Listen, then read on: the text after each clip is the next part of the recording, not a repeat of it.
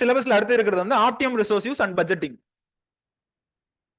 அன்னன்னைக்கு நடத்துறது அன்னன்னைக்கே படிங்கம்மா, எதையும் வந்து போஸ்ட்போன் பண்ணாதீங்க. புரியுதுங்களா? சிடெக்கும் எக்கனாமிக்ஸ் வந்து கிட்டத்தட்ட இதே மாதிரி இந்த இதுல போகும். பட் மறுபடியும் அந்த பிசியாலஜி வர தெரியுமா, அங்க வரும்போது திரும்ப ஒரு ஹோல்ட் இருக்கும், ஒரு ஸ்லோ மோஷன்ல போற மாதிரி இருக்கும்.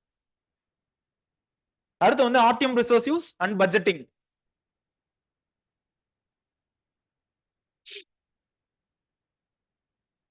யார் யாரெல்லாம் இங்க 12th வந்து கம்ப்யூட்டர் சயின்ஸ் படிக்கல, பயாலஜி படிக்கல, பாட்னி படிக்கல?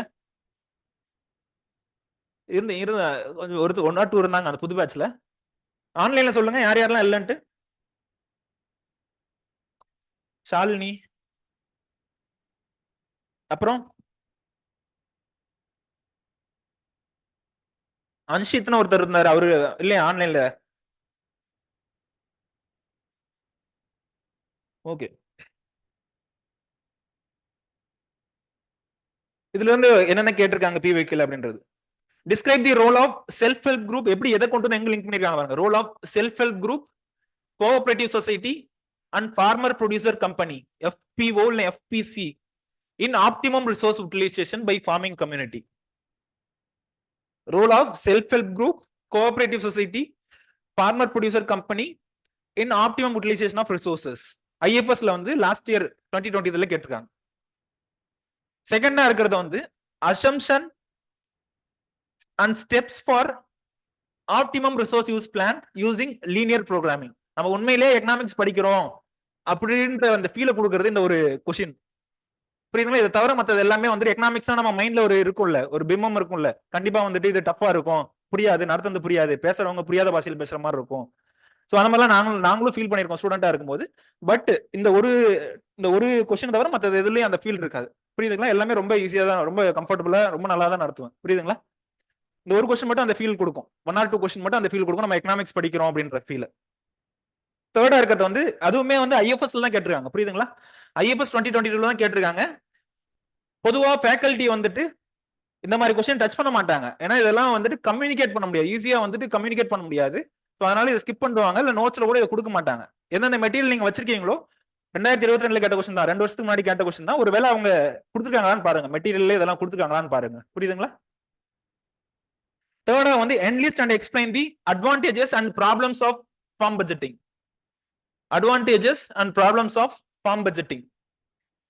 Fourth வந்து what is farm budgeting? Explain different types of farm budgeting. What is farm budgeting? Explain different types of farm budgeting. என்னென்ன டைப்ஸ் இருக்கு farm budgetingல அப்படின்னா என்னன்னு கேக்குறாங்க. சோ மத்த ஏரியாவை கம்பேர் பண்ணும்போது இது கொஞ்சம் லெஸ் இம்பார்ட்டன்ஸ் தான். அந்த மார்க்கெட்டிங்ல எடுங்க, மார்க்கெட்டிங்ல மட்டும் எத்தனை கொஸ்டின் கேட்டிருக்காங்கன்னு பாருங்க. ஃபோர்த்தா இருக்கும்ல. மத்த ஏரியா எக்கனாமிக்ஸ்ல மத்த ஏரியாவை கம்பேர் பண்ணும்போது இது கொஞ்சம் லெஸ் இம்பார்ட்டன்ஸ் தான். மார்க்கெட்டிங்ல இருந்து மட்டுமே எவ்வளவு கொஸ்டின் கேட்டிருக்காங்கன்னு பாருங்க. 18 கொஸ்டின், வெறும் 5 வருஷத்துல மட்டும் 18 கொஸ்டின். ஒருவேளை லெஸ் டைம்ல மேக்ஸிமம் கொஸ்டின் அட்டன் பண்ணணும், என்கிட்ட குறைவான நேரம் தான் படிக்கிறது இருக்கு, ஆனா மேக்ஸிமம் மார்க்ஸ் ஸ்கோர் பண்ணணும் அப்படின்னா அந்த மாதிரி கொஸ்டின், அந்த மாதிரி ஏரியாலாம் டச் பண்ணிட்டு போலாம். புரியுதுங்களா? வருவாங்க யாராவது செகண்ட் ஆப்ஷன்லாம் போடுவாங்களா அக்ரிகல்ச்சர் IFSல. ஃபர்ஸ்ட் ஆப்ஷன் எல்லாம் வந்துட்டு வேற ஏதாவது போட்டுக்கலாம், ஜியாலஜியோ இல்ல வேற ஏதாவது ஒரு சப்ஜெக்ட் போட்டுருக்கலாம், பாட்னி போட்டுருக்கலாம். செகண்ட் ஆப்ஷன்ல நம்மள போட்டிருப்பாங்க, அக்ரிகல்ச்சர் போட்டிருப்பாங்க. சோ அப்ப அவங்க வந்து அந்த செகண்ட் ஆப்ஷன்ல இப்ப நாம பாட்னி எப்படி படிச்சிருப்போமோ இல்ல நாம எப்படி ஜியாலஜி படிக்கிறோமோ அந்த மாதிரி அவங்களுக்கு வந்துட்டு ஷார்ட் டைம்ல நிறைய ஸ்கோர் பண்ணணும் இதுல அப்படின்னு திங்க் பண்றவங்களுக்கு எல்லாம் வந்துட்டு அந்த ஏரியாவை கொடுக்குறோம். அந்த ஏரியா வந்துட்டு படிங்க அப்படின்றத கொடுப்போம். புரியுதுங்களா? ஃபார்ம் பட்ஜெட்டிங்னா என்ன definition? A method of estimating the expected income, expenses and profit. வரவு எவ்வளோ, செலவு எவ்வளோ, எவ்வளவு லாபம் இல்ல எவ்வளவு நஷ்டம் அப்படின்றதெல்லாம் பாக்குறதா வந்து farm budgeting.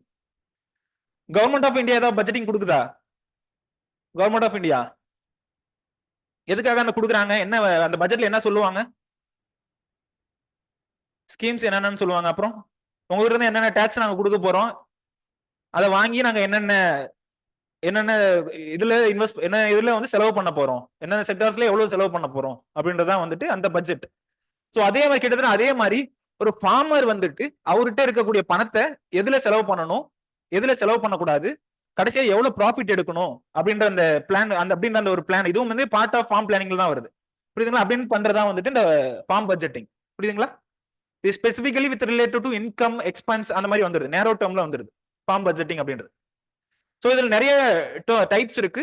Enterprise budget, partial budget, complete or whole farm budget, லாஸ்டா இருக்கிறது வந்து கேஷ் ஃப்ளோ பட்ஜெட். ஃபர்ஸ்ட் இருக்கிறது வந்து என்டர்பிரைஸ் பட்ஜெட். என்டர்பிரைஸ்னா என்னன்னு சொல்லுவோம்?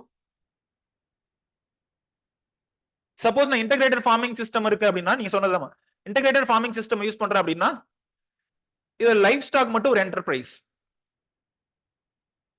இதுல நான் ரைஸ் கல்டிவேட் பண்ண அப்படின்னா ரைஸ் மட்டும் ஒரு என்டர்பிரைஸ்.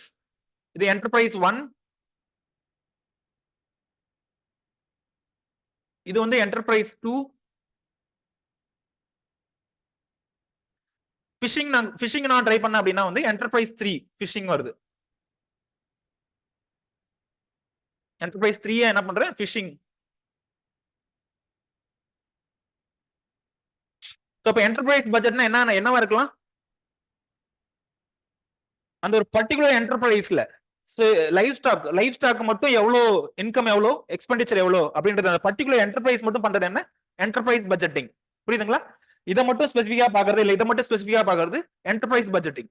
இது எல்லாத்தையும் சேர்த்து பண்ணணும் அப்படின்னா என்டர்பிரைஸ் 1, 2, 3 இது எல்லாத்தையும் கியூமுலேட்டிவா பண்ணணும் அப்படின்னா அதுக்கு பேர் என்ன பட்ஜெட்டிங்ல வருது?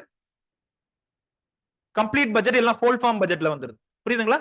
தனித்தனி என்டர்பிரைஸா பார்த்தோம் அப்படின்னா அது என்டர்பிரைஸ் பட்ஜெட்ல வந்துருது. இது எல்லாத்தையும் ஹோலிஸ்டிக்கா பார்த்தோம் அப்படின்னா ஹோல் ஃபார்ம் பட்ஜெட் அப்படின்னு சொல்லி அந்த தேர்டா இருக்குல்ல, அந்த கிரைட்டீரியால வந்துருது. அப்ப செகண்டா பார்ஷியல் பட்ஜெட் ஒன்னு வருது. அப்ப அதுக்கு என்ன சார் அர்த்தம் அப்படின்னு கேட்டா, என்ன பார்ஷியல் பட்ஜெட் என்ன அர்த்தம்? ஏதாவது ஒன்னு ரீப்ளேஸ் பண்றோம்ல.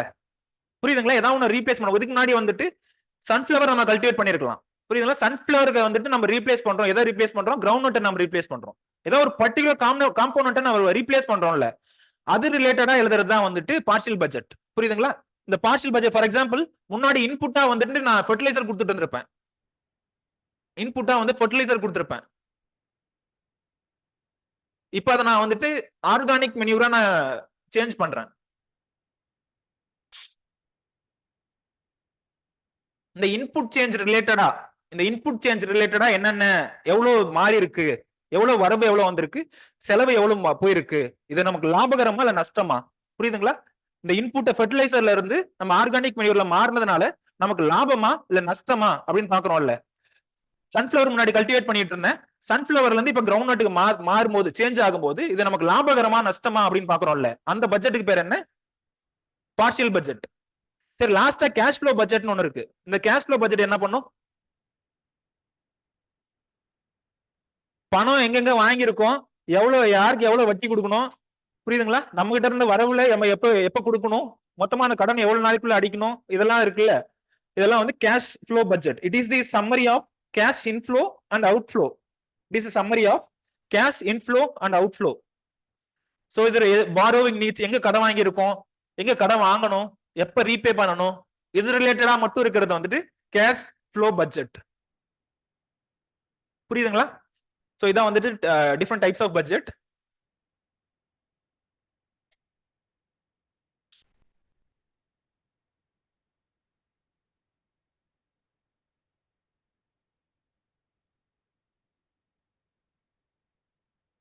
புரிஞ்சுங்களா என்னன்ட்டு, நாலுக்கும் என்ன டிஃபரன்ஸ் அப்படின்றது?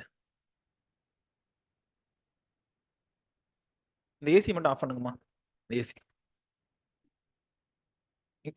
இங்கே ஆஃப் பண்ணிடலாமா?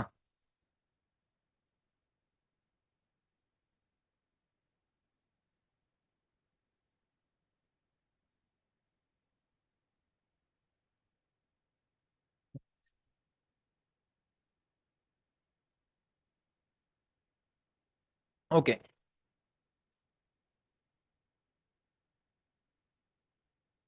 இது வரைக்கும் கூலா நல்லா தான் போயிட்டு இருந்துச்சு. இப்போ இங்க இருந்து ஆரம்பிக்கும். புத்திசாலியா டீச்சர் இருந்தாங்க அப்படின்னா இதை ஸ்கிப் பண்ணுவாங்க. ஸ்டூடெண்ட்ஸ்க்கு இப்ப ஒரு கொஸ்டினே காட்டாம ஸ்கிப் பண்ணிடணும். ஒரு சில விஷயம் வந்துட்டு நடத்திட்டு புரியல அப்படின்னு நம்ம ஈஸியா சொல்லிடுவோம். அதை நம்ம இன்னொருத்தவங்களை நம்ம கம்யூனிகேட் பண்ண முயற்சி பண்றோம் தெரியுமா? அப்பதான் அதை கம்யூனிகேட் பண்றது எவ்வளவு கஷ்டம்ன்றது தெரியும். புரியுதுங்களா? நம்ம லிசனரா அஸ் லிசனரா என்ன நடத்தினாருனே தெரியல, லீனியர் ப்ரோக்ராமிங்னு ஒன்னு சொன்னாரு ஆனா எதுவுமே புரியல அப்படின்னு நம்ம சொல்லிட்டு போயிடுவோம். அதை ஒருவேளை நீங்க உள்வாங்கிட்டு நீங்க இன்னொருத்தனுக்கு சொல்லி தரக்கூடிய ஒரு சூழ்நிலை வரும் தெரியுமா? அப்பதான் இதை கம்யூனிகேட் பண்றது எவ்வளவு கஷ்டம் அப்படின்றது தெரியும். புரியுதுங்களா? லீனியர் ப்ரோக்ராமிங் ஐஎஃப்எஸ்ல கேட்டிருக்காங்க. ஐஎஃப்எஸ் 2022 மேபி அதுல இருந்து இதுல கூட வரலாம், அதுல இருந்து சிவில்ஸ்ல கூட கேட்கலாம், இல்ல இதுல இருந்து அது கூட போகலாம், இல்ல ஒரு சிலர் நீங்க ஐஎஃப்எஸ்க்கு கூட டார்கெட் பண்ணலாம். புரியுதுங்களா? அதுல ஒண்ணும் இல்ல, சிம்பிளான ஒரு கேஸ்.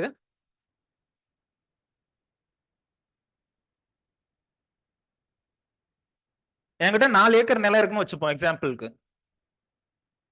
இதுல நான் 2 கிராப் கல்டிவேட் பண்ணணும்னு நினைக்கிறேன். ரைஸ், மேபி இன்னொன்னு மெய்ஸா கூட இருக்கலாம். என்கிட்ட இருக்க பணம் வந்துட்டு ஒரு எக்ஸாம்பிளுக்கு எடுத்துக்கிறேன், ஒரு 50,000 இருக்குன்னு வச்சுப்போம். என்னால யூஸ் பண்ணக்கூடிய லேபர்ஸ் வந்துட்டு ஒரு பர்டிகுலர் லேபர்ஸ் வந்து டேஸ்ல சொல்லுவாங்க. புரியுதுங்களா? ஒரு 200 டேஸோ இல்ல மேபி 140 டேஸ் இருக்குன்னு வச்சுப்போம். இந்த ரெண்டையும் நான் கல்டிவேட் பண்ணணும்னு முடிவு பண்ணிட்டேன். புரியுதுங்களா? இப்போ ரெண்டுக்கான டேட்டாவும் வருது. இதை கல்டிவேட் பண்ணா எவ்வளவு லாபம் வரும் தெரியும், இதை கல்டிவேட் பண்ணா எவ்வளவு லாபம் வரும்ன்றது தெரியும், என்கிட்ட எவ்வளவு காசு இருக்குன்றது தெரியும், என்கிட்ட எவ்வளவு லேபர் இருக்குன்றது தெரியும். இதெல்லாம் ரிசோர்ஸ்ல வருது. இதெல்லாம் எதுல வருது? ரிசோர்ஸ்ல வருது. இதை பத்தின காஸ்ட் ஆஃப் கல்டிவேஷன் எனக்கு தெரியும். புரியுதுங்களா? சோ இப்போ வந்துட்டு நான் டெசிஷன் எடுக்கணும். என்ன டெசிஷன் எடுக்கணும் அப்படின்னா, எவ்வளவு ஏக்கர் ரைஸ் கல்டிவேட் பண்ணணும், எவ்வளவு ஏக்கர் மெய்ஸ் கல்டிவேட் பண்ணணும். இந்த டெசிஷன் நீங்க ஒருவேளை ஃபார்மரா இருந்தீங்க அப்படின்னா எப்படி எடுப்பீங்க? நீங்களா ஒரு குத்து மதிப்பா எடுப்பீங்களா? புரியுதுங்களா? ஒரு particular acre maybe 3 acre rice cultivate பண்ணி 1 ஏக்கர் நான் மெய்ஸ் கல்டிவேட் பண்ண அப்படின்னா மேக்ஸிமம் ப்ராஃபிட் ரீச் பண்ணலாம் அப்படின்னு சொல்லி ஒரு இது வரும். புரியுதுங்களா? நம்ம பிரிக்கிறோம்ல, மேபி 2 ஏக்கர் ரைஸ் கொடுக்கலாம், இல்ல 2 ஏக்கர் மெய்ஸ் கொடுக்கலாம். இது ஒரு பிரிக்கிறது இப்படி ஒன்று பிரிக்கலாம். இல்ல 3 ஏக்கர் ரைஸ்க்கு 1 ஏக்கர் மெய்ஸுக்கு கொடுக்கலாம். இல்ல இதுக்கு 1 ஏக்கர் கல்டிவேட் பண்ணலாம், இது 3 ஏக்கர் கல்டிவேட் பண்ணலாம். இல்ல 4 ஏக்கருமே ரைஸ் கல்டிவேட் பண்ணலாம், 4 ஏக்கருமே மெய்ஸ் கல்டிவேட் பண்ணலாம். இதெல்லாம் பாசிபிலிட்டிஸ். பட் ஏதோ ஒரு செட், மேபி ஏதோ ஒரு செட் இதுல மேக்ஸிமம் ப்ராஃபிட் கொடுத்துருக்கலாம். புரியுதுங்களா? மேபி இது 1 ஏக்கர், இது ஒரு 3 ஏக்கர் கல்டிவேட் பண்ணிருந்தோம் அப்படின்னா மேக்ஸிமம் ப்ராஃபிட் மத்ததெல்லாம் 3000 கொடுத்துருக்கலாம், இதுல வந்து 5000 கிடைச்சிருக்கலாம். புரியுதுங்களா? அந்த மேக்ஸிமம் ப்ராஃபிட் எது கொடுக்குது அப்படின்றத நம்ம கண்டுபிடிக்கிறோம்ல, அதுதான் வந்து லீனியர் ப்ரோக்ராமிங். அதுக்கு நம்ம யூஸ் பண்றதா வந்து லீனியர் ப்ரோக்ராமிங். இதுல வந்துட்டு 3 ஏக்கர் வந்துட்டு ரைஸும் 1 ஏக்கர் மெய்ஸும் நான் கல்டிவேட் பண்ண அப்படின்னா, 1 ஏக்கர் மெய்ஸும் கல்டிவேட் பண்ண அப்படின்னா மத்த பாசிபிலிட்டி சொன்னல, மத்த பாசிபிலிட்டிஸ் என்னன்னு சொன்னேன்? 1 ஏக்கர் மத்ததெல்லாம் இருக்குல்ல, 2+2 இல்ல கம்ப்ளீட் 4 ஏக்கர் ரைஸ் போறது, கம்ப்ளீட் 4 ஏக்கர் மெய்ஸ் போறது, இல்ல மத்தது 1.5 3.5 இந்த மாதிரி இருக்குல்ல, மத்த பாசிபிலிட்டிஸ் கம்பேர் பண்ணும்போது இதுல அதிகமான லாபம் இருக்கும். புரியுதுங்களா? இந்த பாசிபிலிட்டி எடுத்தோம் அப்படின்னா இருக்கக்கூடிய ரிசோர்ஸை எஃபிஷியன்ட்டா யூட்டிலைஸ் பண்ணிருப்போம், அதே நேரத்துல லாபமும் நமக்கு நிறைய கிடைச்சிருக்கும். ப்ராஃபிட் மேக்ஸிமைசேஷன் சொல்லுவாங்க.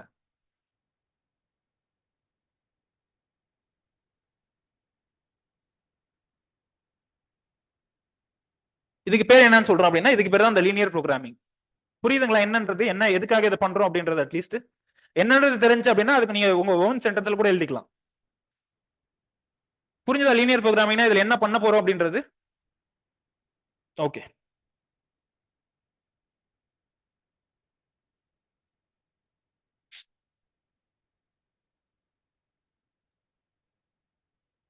இதுக்கான டெஃபினிஷன் வந்து mathematical method of analysis, mathematical method of analysis which find the best or optimal combination of business activities, which find the best or optimal combination of business activities. இதான் linear programming அப்படின்னு சொல்றோம். இதுக்கு 3 components இருக்குப்பா. Number 1 வந்துட்டு a desire to maximize or minimize the objectives. Maximize or minimize the objectives.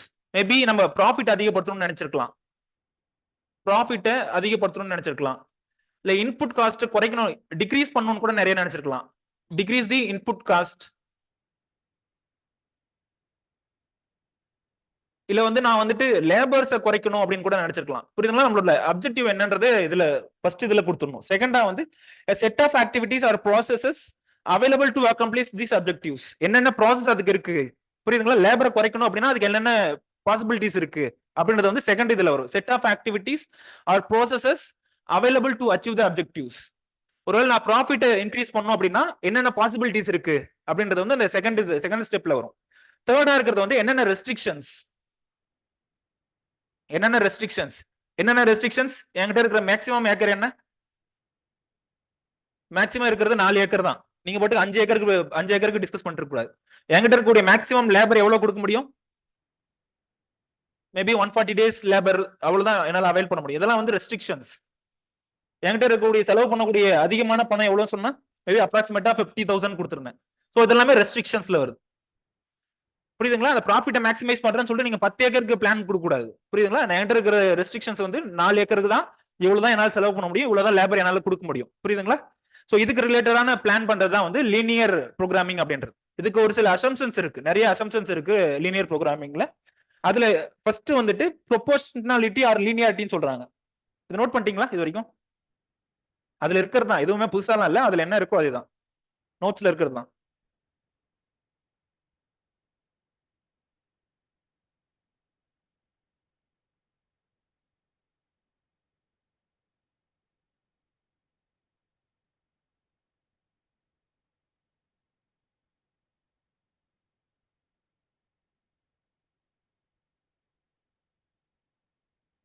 Basic assumptions என்னென்ன இருக்கு? Proportionality R linearity. லீனியாரிட்டினா என்ன meaning?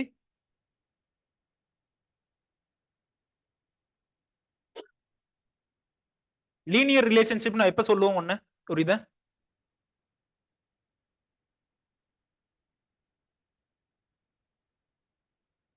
ஏதோ ஒரு இன்புட் ஏதோ ஒன்று கொடுக்கும்போது ப்ரொபோர்ஷனேட்டா இது ஒரு 10 கிலோ எக்ஸ்ட்ரா ஆட் பண்றோம் அப்படின்னா இதுவும் வந்துட்டு அதுக்கு ஏற்ற மாதிரி மேக்ஸிமைஸ் ஆகும், ஈல்டு மேக்ஸிமைஸ் ஆகும். புரியுதுங்களா? ஏதோ நம்ம இதை இன்க்ரீஸ் பண்றோம் அப்படின்னா இங்க இருக்கக்கூடிய y ஆக்சிஸ்ல இருக்கக்கூடிய காம்போனன்ட் வந்து இன்க்ரீஸ் பண்ணணும். அதுக்கு தான் வந்து லீனியாரிட்டி அப்படின்னு சொல்லுவோம். லீனியாரிட்டி இல்லைன்னா ப்ரொபோர்ஷனாலிட்டி அப்படின்னு சொல்லிட்டு சொல்லுவோம். புரியுதுங்களா? அதான் ஃபர்ஸ்ட் அசம்ஷன். செகண்ட் அசம்ஷன் வந்து அடிட்டிவிட்டி. அடிட்டிவிட்டினா என்ன? நம்ம நிறைய என்டர்பிரைஸ் பார்த்தோம்ல,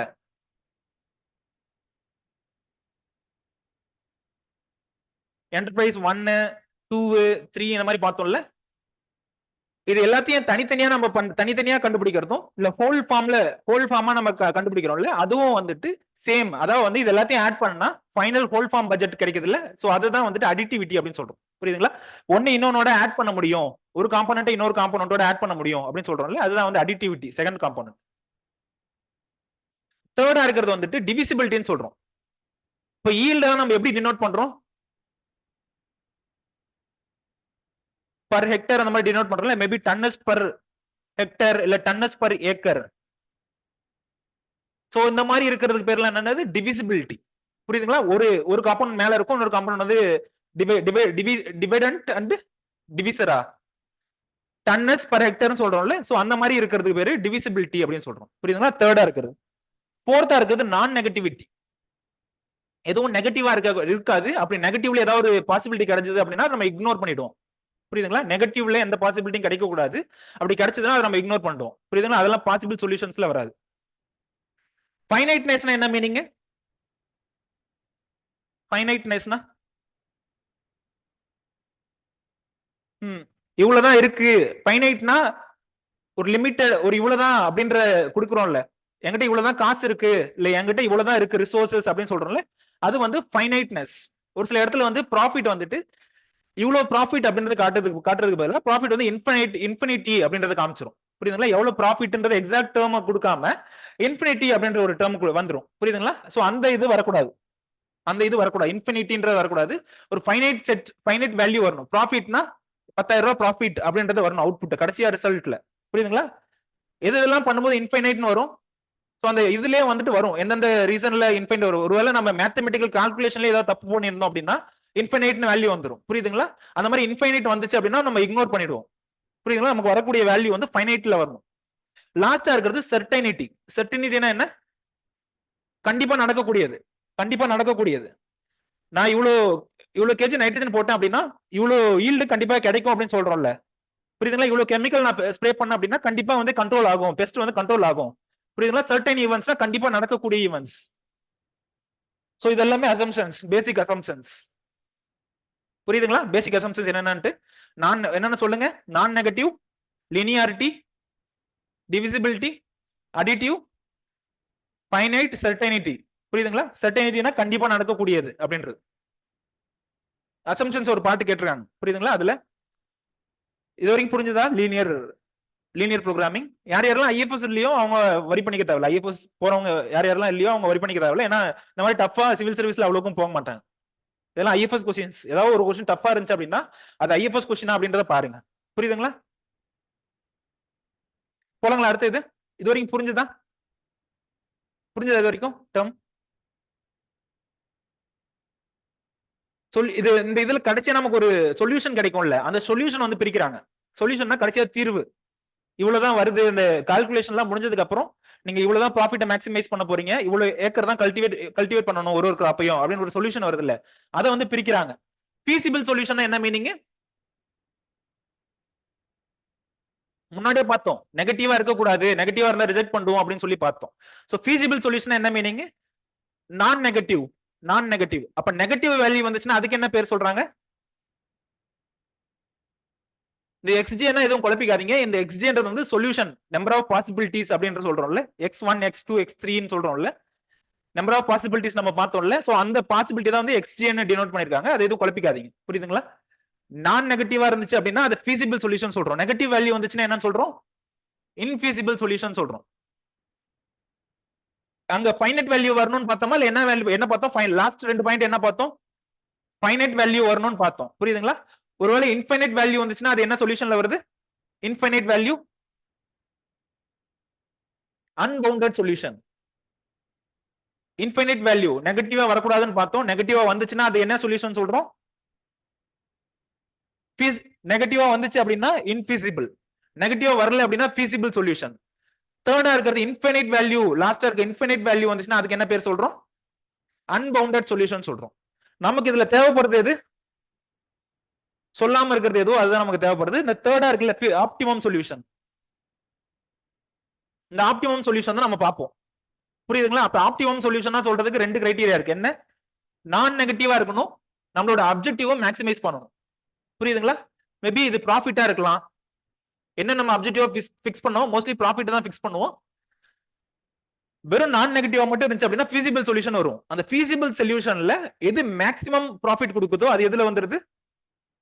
ஆப்டிமம் சொல்யூஷன்ல வந்துருது. இந்த ஆப்டிமம் சொல்யூஷன் தான் நம்ம பார்க்கணும் லீனியர் ப்ரோகிராமிங்ல கடைசியா. கடைசியா நம்ம அந்த இதுல டிஸ்கஸ் பண்ணல என்ன எவ்வளவு ஏக்கர் ஆப்டிமம்னு பார்த்தோம்? 3 ஏக்கர் 1 ஏக்கர் பார்த்தோம்ல. இதுதான் மேக்ஸிமம். 3 ஏக்கர் என்ன ரைஸா?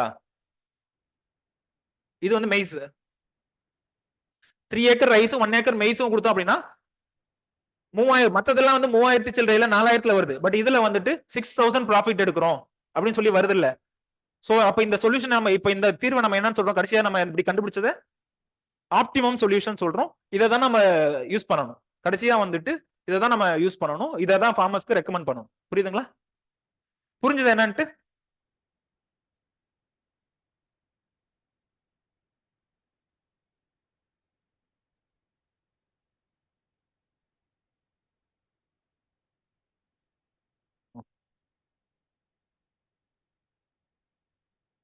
போலாங்களா அடுத்த இது? டெஸ்ட் இந்த டைம் எழுதுறீங்க எல்லாரும்? இந்த வீக் எண்டு வருது இல்ல, ஜெனடிக்ஸ் பிரீடிங்.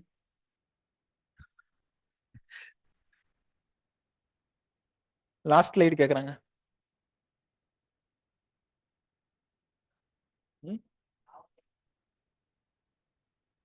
அட்லீஸ்ட் ஒரு 2 வாரம் கிடைக்கிறது நடுவுல. இப்ப மறுபடியும் ஒரு எக்ஸாம் ஏதாவது ஒண்ணு முடிக்க முடியல, பிசியாலஜி எல்லாம் மறுபடியும் படிச்சிருக்க மாட்டீங்க. சோ அந்த வாரம் அந்த டெஸ்ட் நீங்க எழுத முடியாது. திரும்ப அடுத்த டெஸ்ட் நீங்க படிக்கலாம். ஹார்டிகல்ச்சர் மேமோட ஹார்டிகல்ச்சர் போர்ஷன், ப்ரொடெக்ஷன் போர்ஷன், அது நீங்க படிக்க ஆரம்பிக்கலாம். அட்லீஸ்ட் 2 வாரம் டைம் கிடைக்கிறது இல்ல. இப்போ நீங்க முடியல அப்படின்னா திரும்ப எப்படி சைக்கிள் சுத்தி திரும்ப அடுத்த ஜூன் ஜூலைல வந்து நிக்கும். சைக்கிள் திரும்ப சுத்தி அப்படியே தான் வந்து ஒரு விசிஸ் சைக்கிள் மாதிரி தான். விசிஸ் சைக்கிள் ஆஃப் பவர்ட்டின்னு படிப்போம்ல, ஆஸ்பிரண்டோட தான் இதே சைக்கிள் தான். திரும்ப சுத்தி திரும்ப அங்க வந்து நிக்கும். இப்ப முடியல அப்படின்னா அப்ப கண்டிப்பா முடியாது. உங்களோட சேர்ந்து நாங்களும் தான் லேட் நைட்ல வந்து ஒர்க் பண்ணிட்டு இருக்கோம்.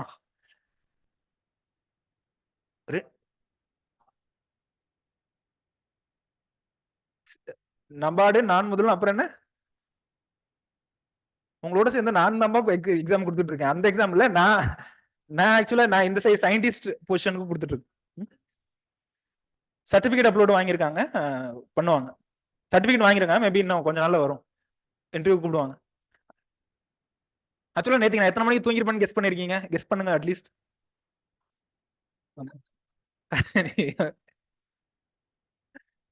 3 o'clock தூங்கினேன் நேத்தி, உண்மையா ப்ராமிஸா.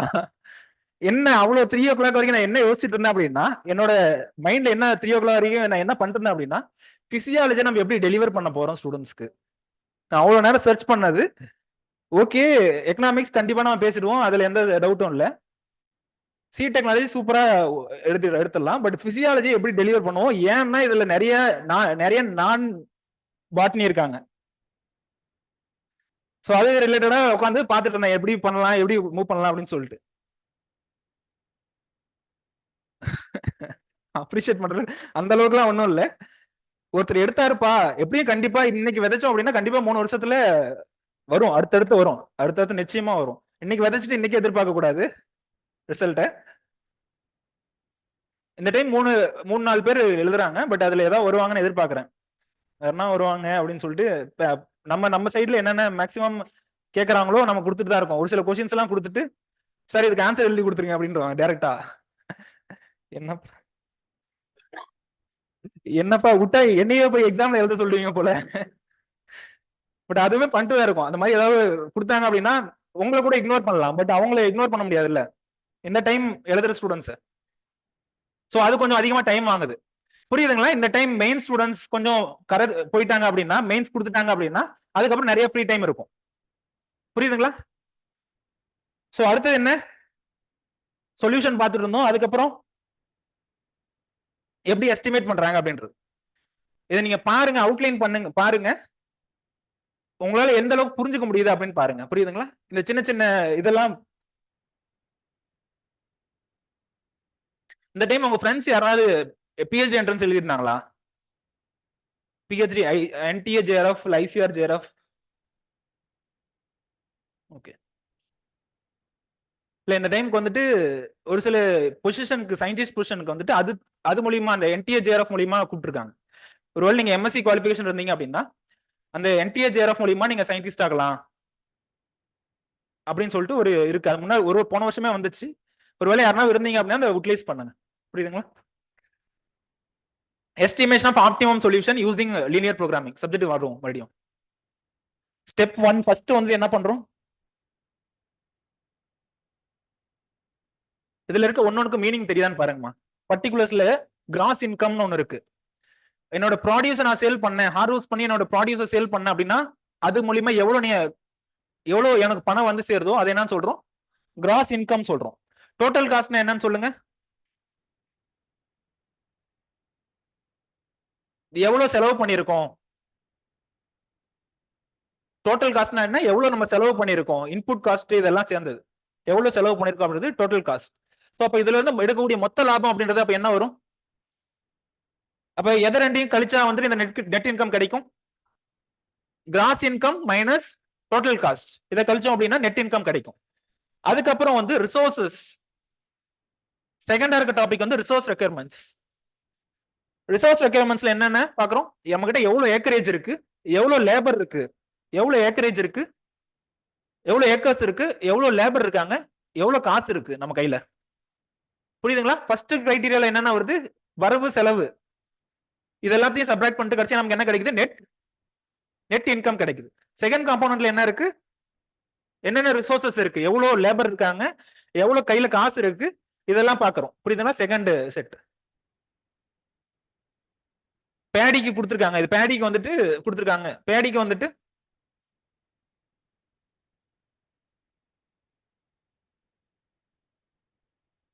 இந்த ரெண்டும் சேம். தெரியுதுங்களா? இங்கேயும் 1100 இருக்கு, இங்கேயும் 1100 இருக்கு. புரியுதுங்களா? எவ்வளவு செலவு பண்ணிருக்கோம் அப்படின்றது தான் இங்க வருது. புரியுதுங்களா? டோட்டல் காஸ்ட்ன்றது இங்க கீழே எவ்வளவு கையில காசு இருக்கோ அதான் செலவு பண்ணிருக்க போறோம். சோ இது ரெண்டும் சேம். சோ இது 2600னா அப்ப நெட் இன்கம் எவ்வளவு வரும், 2600 1100னா இதை ரெண்டையும் சப்ட்ராக்ட் பண்ணோம்னா என்ன வேல்யூ வருதோ அதான் இங்க வரும். புரியுதுங்களா? ரெண்டையும் சப்ட்ராக்ட் பண்ண என்ன வருது, 1500. நெட் இன்கம் எப்படி கால்குலேட் பண்றது தெரியுதுல்ல? நெட் இன்கம்னா என்ன, எதை ரெண்டையும் சப்ட்ராக்ட் பண்ணணும், cross income minus total cost. So என்கிட்ட 1 ஏக்கருக்கு ஒருவேளை நான் பேடி கல்டிவேட் பண்ணேன் அப்படின்னா 1 ஏக்கருக்கு என்னென்ன தேவை எனக்கு, ஒருவேளை நான் பேடி கல்டிவேட் பண்ண 1 ஏக்கர் கல்டிவேட் பண்ண அப்படின்னா எனக்கு 45 டேஸ் லேபர் தேவை. எவ்வளவு நான் செலவு பண்ண 1 ஏக்கருக்கு, 1100. புரியுதுங்களா? இந்த டேட்டாவில் ஏதாவது காஸ்ட் ஆஃப் கல்டிவேஷன் மாதிரி தான். காஸ்ட் ஆஃப் கல்டிவேஷன்ல ஒரு ஏக்கர் நான் கல்டிவேட் பண்ணிருந்தேன் அப்படின்னா எனக்கு இவ்வளவு லேபர் மினிமம் தேவை, இவ்வளவு பணம் செலவாகும் பேடி கல்டிவேட் பண்ணணும் அப்படின்றது. இந்த டேட்டா கிடைச்சிருமா நமக்கு? டேட்டா ஒன்றும் பெரிய விஷயம் இல்ல. காஸ்ட் ஆஃப் கல்டிவேஷன் நம்ம பார்த்திருப்போம். இந்த லேபர் இதுவுமே வந்துட்டு ஒரு சில ஃபார்மர்ஸ்மே வந்துட்டு இந்த மாதிரி டேட்டா எல்லாம் வச்சிருப்பாங்க, எழுதி வச்சிருப்பாங்க. எவ்வளவு நம்ம லேபருக்கு செலவு பண்றோம், ஒருவேளை நம்ம சுகர் கேன் கல்டிவேட் பண்ணோம் அப்படின்னா அதிகமா லேபர் தேவை அப்படின்றது அவங்களுக்கு தெரியும். புரியுதுங்களா? நம்ம யோசிக்கிறோம்ல, அவங்களுக்கு அவ்வளவு தெரியாதுன்ட்டு. அவங்களுக்கு தெரியும் சுகர் கேன் கல்டிவேட் பண்ணோம் அப்படின்னா கண்டிப்பா அதிகமா செலவாகும், அதே நேரத்துல அதிகமா லாபமும் எடுக்கலாம் அப்படின்றதுல அவங்களுக்கு தெரியும். சோ இதோட இன்னொரு கிராப் என்ன கம்பேர் பண்றாங்க? கிரவுண்ட் நட் எடுத்துக்கிறாங்க. இந்த 2000 என்னமா Lavanya? Cross income. 2000 cross income, மொத்த வரவு. 600 என்னது? எவ்வளவு எக்ஸ்பென்ஸ், எவ்வளவு செலவு பண்றோம் அப்படின்றது. இது ரெண்டையும் சப்ராக்ட் பண்ணி வர்ற இந்த 1400 என்னது? Net income. ஒரு ஏக்கர்ல நான் கிரவுண்ட் நட் கல்டிவேட் பண்றதுக்கு எவ்வளவு லேபர் தேவை? 60 லேபர் தேவை. எவ்வளவு நான் செலவு பண்ணணும்? 600. ஒரு எக்ஸாம்பிளுக்கு கொடுத்துருக்காங்க. நீங்க ஏதாவது ரொம்ப டேட்டா ரொம்ப அதிகமா தெரிஞ்சுன்னா குழப்பிக்காதீங்க போட்டு. ஒரு எக்ஸாம்பிளுக்கு கொடுத்துருக்காங்க. புரியுதுங்களா? இது ரிலேட்டடான டேட்டா. இது வரைக்கும் யாருக்கு புரியல? ஏதாவது ஒரு இதுல காம்போனன்ட் ஏதாவது புரியல சார்? டோட்டல் இன்கம்னா என்னன்னு புரியல? புரியலையா? வேற எதுவும் பண்ண முடியாது. சில விஷயங்கள் வந்துட்டு எதுதான் பிடிக்கும். போலாங்களா? அடுத்த இது அட்லீஸ்ட் என்ன அப்படின்ற எந்த ரெண்டு சப்ராக்ட் பண்றோம் அப்படின்றது தெரிஞ்சுதா? ஒரு அப்ராக்சிமேட்டா என்ன பண்றாங்க அப்படின்றது. அது ஸ்டெப்ஸ் ஃபாலோட் அப்படின்னு கேட்டிருக்காங்க. புரியுதுங்களா? அந்த ஸ்டெப்ஸ் ஃபாலோட்ல நான் வெறும் லெட்டர்ஸ்ல மட்டும் கொடுத்துருந்தேன் அப்படின்னா உங்களால எழுத முடியாது. இந்த மாதிரி இதை பார்த்தீங்க அப்படின்னா அதுக்கப்புறம் நீங்க ஈஸியா சென்டென்ஸ் ஃப்ரேம் பண்ணிக்கலாம். அதுக்காக தான் போட்டிருக்கு. போலாங்களா? அடுத்தது. சோ இதுல இருந்து slope of iso revenue line ஒன்னு கொண்டு வருவாங்க. Slope of iso revenue line.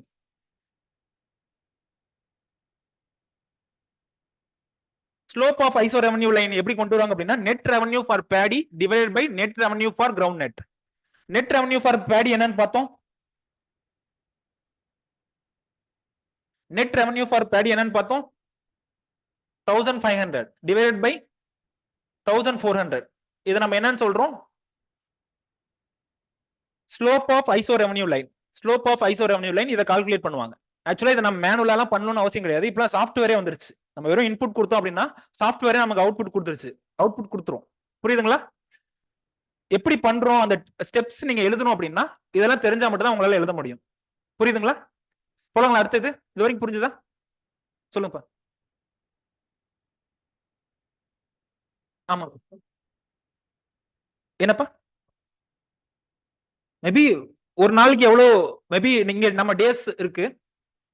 ஒரு நாளைக்கு எவ்வளவு மணி நேரம் ஒர்க் பண்ணிருக்காங்க? ஒரு நாளைக்கு 6 மணி நேரம் ஒர்க் பண்ணிருந்தாங்க அப்படின்னா சரி 10 நாள் ஒர்க் பண்ணிருக்காங்க அப்படின்னா 60. 10 நாள் ஒர்க் பண்ணிருக்காங்க, ஒரு நாளைக்கு 6 மணி நேரம் அப்படின்னா 60 அப்படின்னு சொல்லிட்டு நம்ம எடுத்துக்கலாம். புரியுதுங்களா? அது ஈஸியா கன்வர்ஷன், அந்த டன்னஸ் கேஜி கன்வர்ஷன் மாதிரி தான். புரியுதுங்களாப்பா? ஒரு நாளைக்கு எவ்வளவு ஒர்க் பண்ணிருக்காங்க அப்படின்னு வரும்போது நம்ம ஹவர்ஸ்ல நம்ம மாத்திக்கலாம். புரியுதுங்களா? நம்ம எப்படி வேணாலும் கன்வெர்ட் பண்ணிக்கலாம். போலாங்களா? அடுத்தது. இது வரைக்கும் புரிஞ்சது ஆன்லைன் பேட்ச்க்கு? இதை நீங்க எழுத தேவையில்லமா? அவங்க கேட்டிருக்கிறது வந்து ஸ்டெப்ஸ் என்னன்னு கேக்குறாங்க. அந்த ஸ்டெப்ஸ் நான் டைரக்டா சென்டென்ஸ்ல கொடுத்தேன் அப்படின்னா உங்களுக்கு புரியாது. நீங்க எழுத தேவையில்ல. ஜஸ்ட் மேபி இந்த சைடு நீங்க கொடுத்துட்டு இந்த டேட்டாவை நீங்களா ஏதாவது எழுதலாம். இந்த சைடுல நீங்க ஏதாவது கொடுத்துட்டு ஸ்டெப் 1 சொல்லிட்டு நெட் ரெவன்யூ கால்குலேஷன், ஸ்டெப் 2 வந்துட்டு slope of iso revenue line, அந்த எப்படி கால்குலேட் பண்றோம் அப்படின்ற மாதிரி நீங்க கொடுக்கலாம். புரியுதுங்களா? இதை நீங்க அப்படியே டேட்டாவெல்லாம் அப்படியே மனப்பாடம் பண்ணி எழுதணும்னு அவசியம் கிடையாது. போலாங்களா? அடுத்தது சொல்லுங்க. ஆக்சுவலா அது கிராஃப் வரையறதுக்கு அந்த கன்க்ளூஷன் போனீங்க அப்படின்னா அது இன்னும் சுத்தரமா இருக்கும். அந்த கிராஃப்ல வரையறதுக்காக அந்த கிராஃப்ல பாக்குறதுக்காக அந்த ஸ்லோப் பாக்குறதுக்காக நம்ம எடுக்கிறோம் அந்த டேட்டா. புரியுதுங்களா? அந்த கிராஃப்ல நம்ம பார்த்து கடைசியா 3 ஏக்கர் 1 ஏக்கர் ஒரு ரிசல்ட் கொடுத்தான்ல, 3 ஏக்கர் 1 ஏக்கர் நம்ம கல்டிவேட் பண்ணோம், 3 ஏக்கர் ஏதோ ஒரு பர்டிகுலர் கிராப், 1 ஏக்கர் ஏதோ ஒரு பர்டிகுலர் கிராப் கல்டிவேட் பண்ணா மேக்ஸிமம் ப்ராஃபிட் வரலான்னு சொல்லியிருப்போம்ல, அது அந்த கிராஃப்ல இருந்து வரும். அந்த கிராஃபுக்கு பேஸ் வந்துட்டு இங்க தான். புரியுதுங்களா? இந்த நெட் அந்த ஸ்லோப் கண்டுபிடிக்கிறோம்ல, இந்த ஸ்லோப்ல இருந்தா அந்த கிராஃபுக்கு பேஸ் வரும். போலாங்களா? இது எதையுமே நீங்க எக்ஸாக்டா எழுதணும்னு அவசியம் கிடையாதுமா. அட்லீஸ்ட் அங்கங்க ஒரு பேஜை ஃபில் பண்ற மாதிரி அங்கங்க இதை நீங்க உங்களுக்கு எப்படி புரியுதோ அப்படி எழுதுங்க. புரியுதுங்களா? இந்த டேட்டா எல்லாம் அப்படியே எழுதணுமா சார் அப்படின்லாம் இல்ல. அப்படியே எழுதணும்லாம் அவசியம் கிடையாது. இது எப்படி புரியும்? அந்த ஸ்டெப்ஸ்னு கேட்டாங்க அப்படின்னா இது எப்படி உங்களுக்கு புரிஞ்சிருக்கோ அந்த ஸ்டெப்ஸ் அப்படியே எழுதுங்க. நான் சென்டென்ஸ்ல வந்து கால்குலேட் தி ஐசோ ரெவன்யூ லைன் இல்ல கால்குலேட் தி நெட் இன்கம் அப்படின்னு கொடுத்திருந்தேன் அப்படின்னா அதுல எதுவுமே புரியாது. அவங்க கேட்டிருக்கிறதுமே வித் எக்ஸாம்பிள்ஸ்ன்ற மாதிரி தான் கேட்டிருப்பாங்க நினைக்கிறேன். ஒரு டைம் படிங்க என்ன கொஸ்டின் கேட்டிருக்காங்க, வித் எக்ஸாம்பிள்ஸ்ன்ற மாதிரி தான் கேட்டிருப்பாங்க. ஏதோ ஒன்று வித் சூட்டபிள் எக்ஸாம்பிள்ஸ். ஸோ அவங்க கேட்கறதுக்கு தான் நாம ஆன்சர் எழுத முடியும். ஏதோ ஒரு படத்துல தான் சொல்லுவாங்க, பொருள் ஏதோ ஒரு பொருள் இருக்கிறது தேடி பார்ப்பா கிடைக்கும் அப்படின்னு. நம்ம இருக்கிற இடத்துல பொருள் வராது, பொருள் இருக்கிறதுக்கு நாம தான் தேடி போகணும் அப்படின்னு ஒரு பாப்புலர் டயலாக் வரும். அவங்க என்ன கேட்கறாங்களோ அதுக்கு நம்ம படிச்சு ஆகணும். Once again, 3 components of linear programming.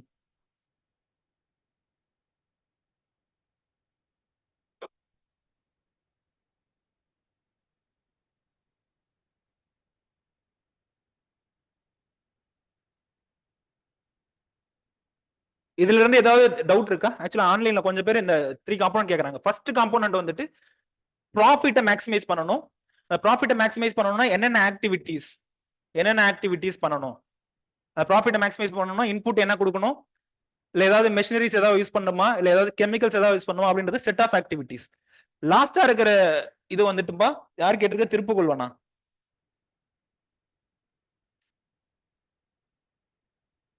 Vetrivel.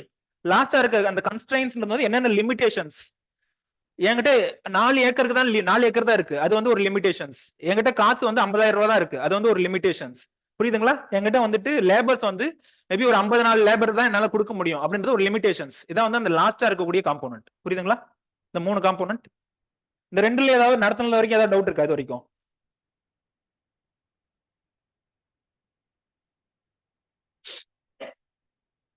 இது வரைக்கும் ஏதாவது டவுட் இருக்கா? ஓகேவா? அட்லீஸ்ட் என்ன பண்றோம்ன்றது தெரியல ஒரு அப்ராக்சிமேட்டா.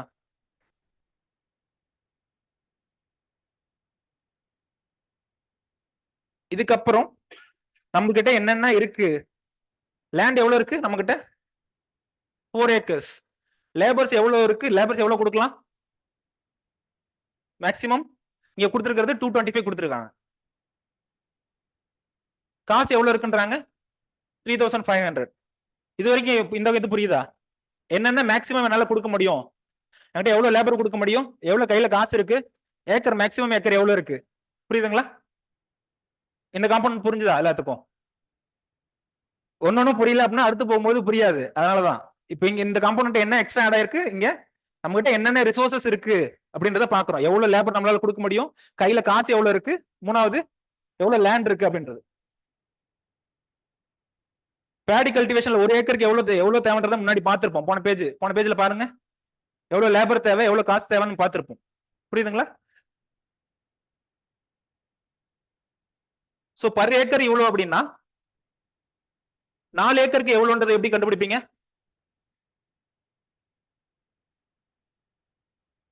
மல்டிப்ளை பண்றதா? ஐயோ ராம்.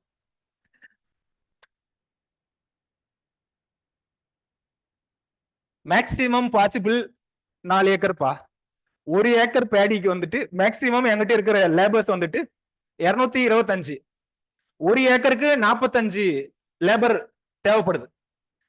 அப்போ இருக்கக்கூடிய லேபர் வச்சுக்கிட்டு நான் எத்தனை ஏக்கர் கல்டிவேட் பண்ண முடியும் அப்படின்னு கண்டுபிடிக்கணும் அப்படின்னா என்ன பண்ணுவீங்க? இது அவ்வளவு டஃபா இருக்கு. என்கிட்ட 3500 ரூபாய் இருக்குப்பா, ரொம்ப டஃப் இல்ல. 3500 ரூபாய் என்கிட்ட கையில காசு இருக்கு. 1 ஏக்கருக்கே 1100 ரூபாய் செலவு பண்ணிட்டோம். அப்ப அந்த மீதி அந்த 3000 வச்சு அந்த 3500 செலவு பண்ணோம் அப்படின்னா எவ்வளவு ஏக்கர் வரைக்கும் நான் போக முடியும் மேக்ஸிமம்? Maybe maximum 3 times. இதான் அடுத்த step. Maximum area maybe 225 divide by 45 போட்டீங்கன்னா அது வரும். எவ்வளவு வருது? 225 டிவைட் பை 45 5. அதே மாதிரி 3500 டிவைட் பை 1100 போட்டீங்கன்னா என்ன வருது? 3.18. புரிஞ்சுதா இது வரைக்கும்? இந்த ஸ்டெப் யார் யாருக்கெல்லாம் புரியலன்னு கை தூக்குங்க. உண்மையா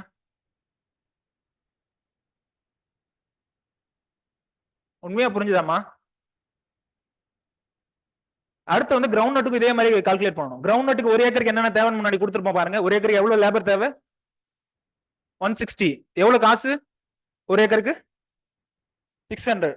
சோ 1 ஏக்கருக்கு தேவைன்னு சொல்லிட்டோம். அப்போ வந்துட்டு 4 ஏக்கருக்கு பார்க்கும்போது எவ்வளவு வருது மேக்ஸிமம் ஏரியாவுக்கு பார்க்கும்போது? 225 டிவைட் பை 60 எவ்வளவு வருது?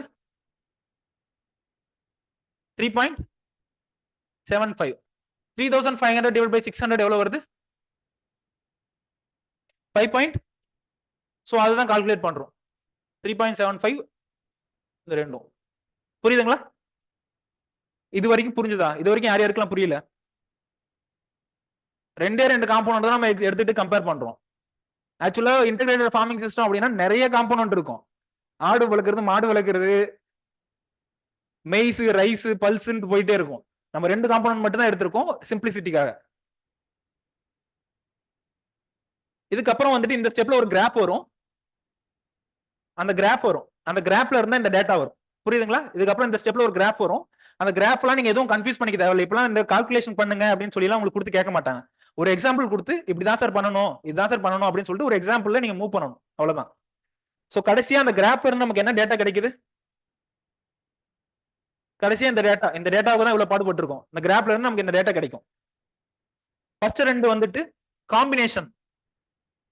வெறும் பாயிண்ட் என்னன்னா இந்த இதுல வந்துட்டு மினிமம் 0.7 ஏக்கர்னாவது யூஸ் பண்ணிருக்கணும் அப்படின்னு சொல்லிட்டு ஒரு ஸ்டார்டிங்ல இந்த 3 பாத்திருப்போம்ல, மினிமம் 0.7 ஏக்கர்னா யூஸ் பண்ணிருப்போம் அப்படின்னு சொல்லி இந்த ஃபார்மர் டிசைட் பண்ணிருப்பாங்க.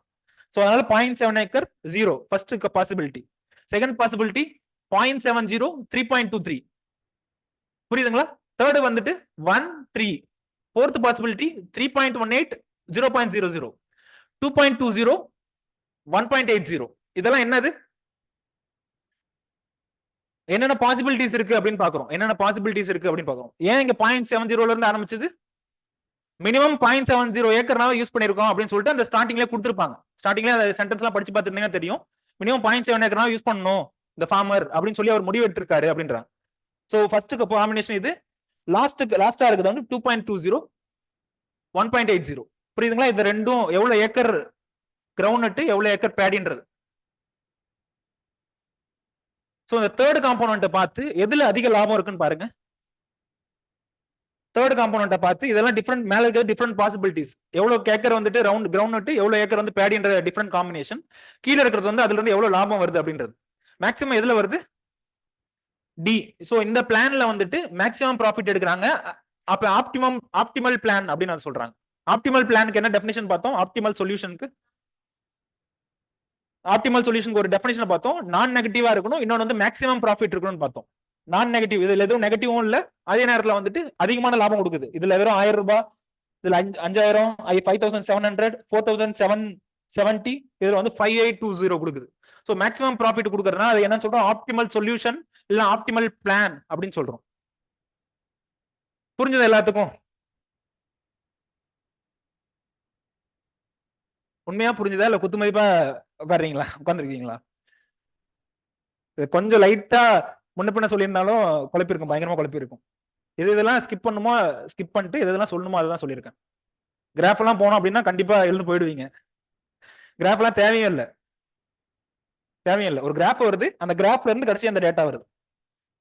எத்தனை மார்க்ல கேட்டிருக்காங்க ஐஎஃப்எஸ்ல? யாரெல்லாம் இந்தியன் ஃபாரஸ்ட் சர்வீஸ் மட்டும் எழுதுறீங்க? ஐஎஃப்எஸ் மட்டும் போகணுன்றவங்க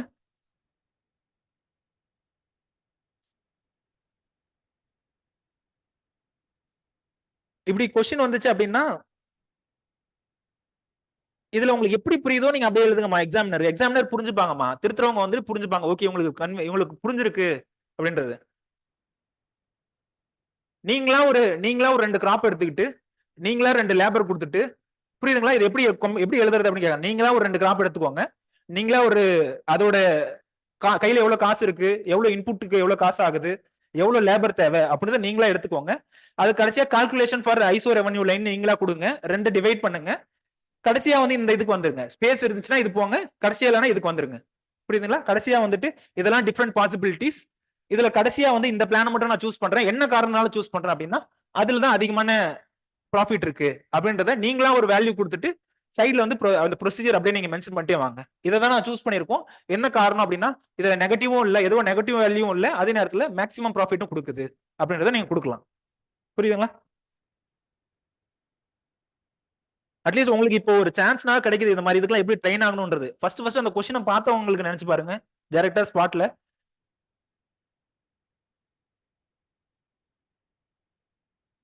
இந்த மாதிரி கொஸ்டின்ஸ், ஒரு சில கொஸ்டின்ஸ் அமையும். அந்த ஸ்பாட்ல போய் பார்த்து ஐயோ என்ன இப்படி கேட்டிருக்காங்க அப்படின்ற மாதிரி இருக்கும். அந்த ஷாக் எல்லாம் தாங்கணும்.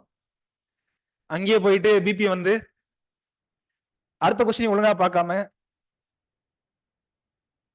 புரிஞ்சதுங்களா இது வரைக்கும்?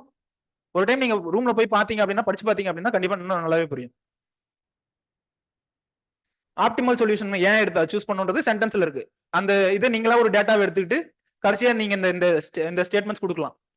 The optimal plan is 2.20 acre of paddy and 1.80 acre of groundnut. அது ஏன் அப்படி ஆப்டிமல் சொல்யூஷன் சொல்றோம்? இருக்கிறதுலே மேக்ஸிமம் ப்ராஃபிட், அதாவது 5620 rupees வந்துட்டு கிடைக்குது அப்படின்னு சொல்றோம். இதெல்லாம் நீங்க சென்டென்ஸ்ல நீங்களா கொடுக்கறது தான். புரியுதுங்களா? அதுல வந்து லேபர்ஸ் எவ்வளவு கீழே பாத்தீங்க அப்படின்னா தெரிஞ்சிருக்கும். இதுல லேண்ட் வந்து மொத்தமா 4 ஏக்கர் இருந்துச்சு நம்ம கிட்ட. எவ்வளவு ஏக்கர் இருந்துச்சு? 4 ஏக்கருமே யூஸ் ஆயிடுச்சு. லேபர் வந்து நம்ம கிட்ட எவ்வளவு இருந்துச்சு? 225 இருந்துச்சு. ஆனா இங்க 207 இருந்தா போதும் லேபர். அப்ப அந்த லேபர் மீதி இருக்க லேபர் வந்து நம்ம சேவ் தான் பண்றோம், காஸ்ட் சேவ் தான் பண்றோம். புரியுதுங்களா? சோ அதை பத்தி நீங்க எழுதலாம். லாஸ்டா இருக்கிறது வந்து நமக்கு கையில எவ்வளவு காசு இருந்துச்சு? 3500. சோ அப்ப இருந்த மொத்த காசையும் நம்ம செலவு பண்ணிருக்கோம். இருந்த மொத்த காசையும் செலவு பண்ணிருக்கோம், இருக்கிற மொத்த லேண்டையும் யூஸ் பண்ணிருக்கோம். பட் லேபர் மட்டும் கொஞ்சம் எக்ஸ்ட்ரா நம்ம மிச்சமா இருக்கு. புரியுதுங்களா? ஒருவேளை நம்ம இந்த பிளான் சூஸ் பண்ணிருந்தோம் அப்படின்னா என்ன ஆகுது? எவ்வளவு போர்ஷன் ஆஃப் லேண்ட் நம்ம யூஸ் பண்ணிருக்கோம்? 0.70 ஏக்கர் ஆஃப் லேண்ட் தான் யூஸ் பண்ணிருக்கோம். எவ்வளவு ரூபாய் செலவு பண்ணிருக்கோம்? 770 ரூபாய் தான் செலவு பண்ணிருக்கோம். லேபர் எவ்வளவு செலவு பண்ணிருக்கோம்? 31.5 மட்டும் தான் லேபர் நம்ம செலவு பண்ணிருக்கோம். புரிஞ்சுதா? மழை பெஞ்சு ஓஞ்ச மாதிரி இருக்கு.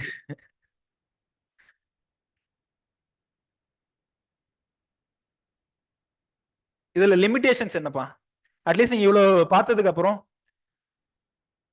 என்ன லிமிடேஷன்ஸா இருக்கலாம்?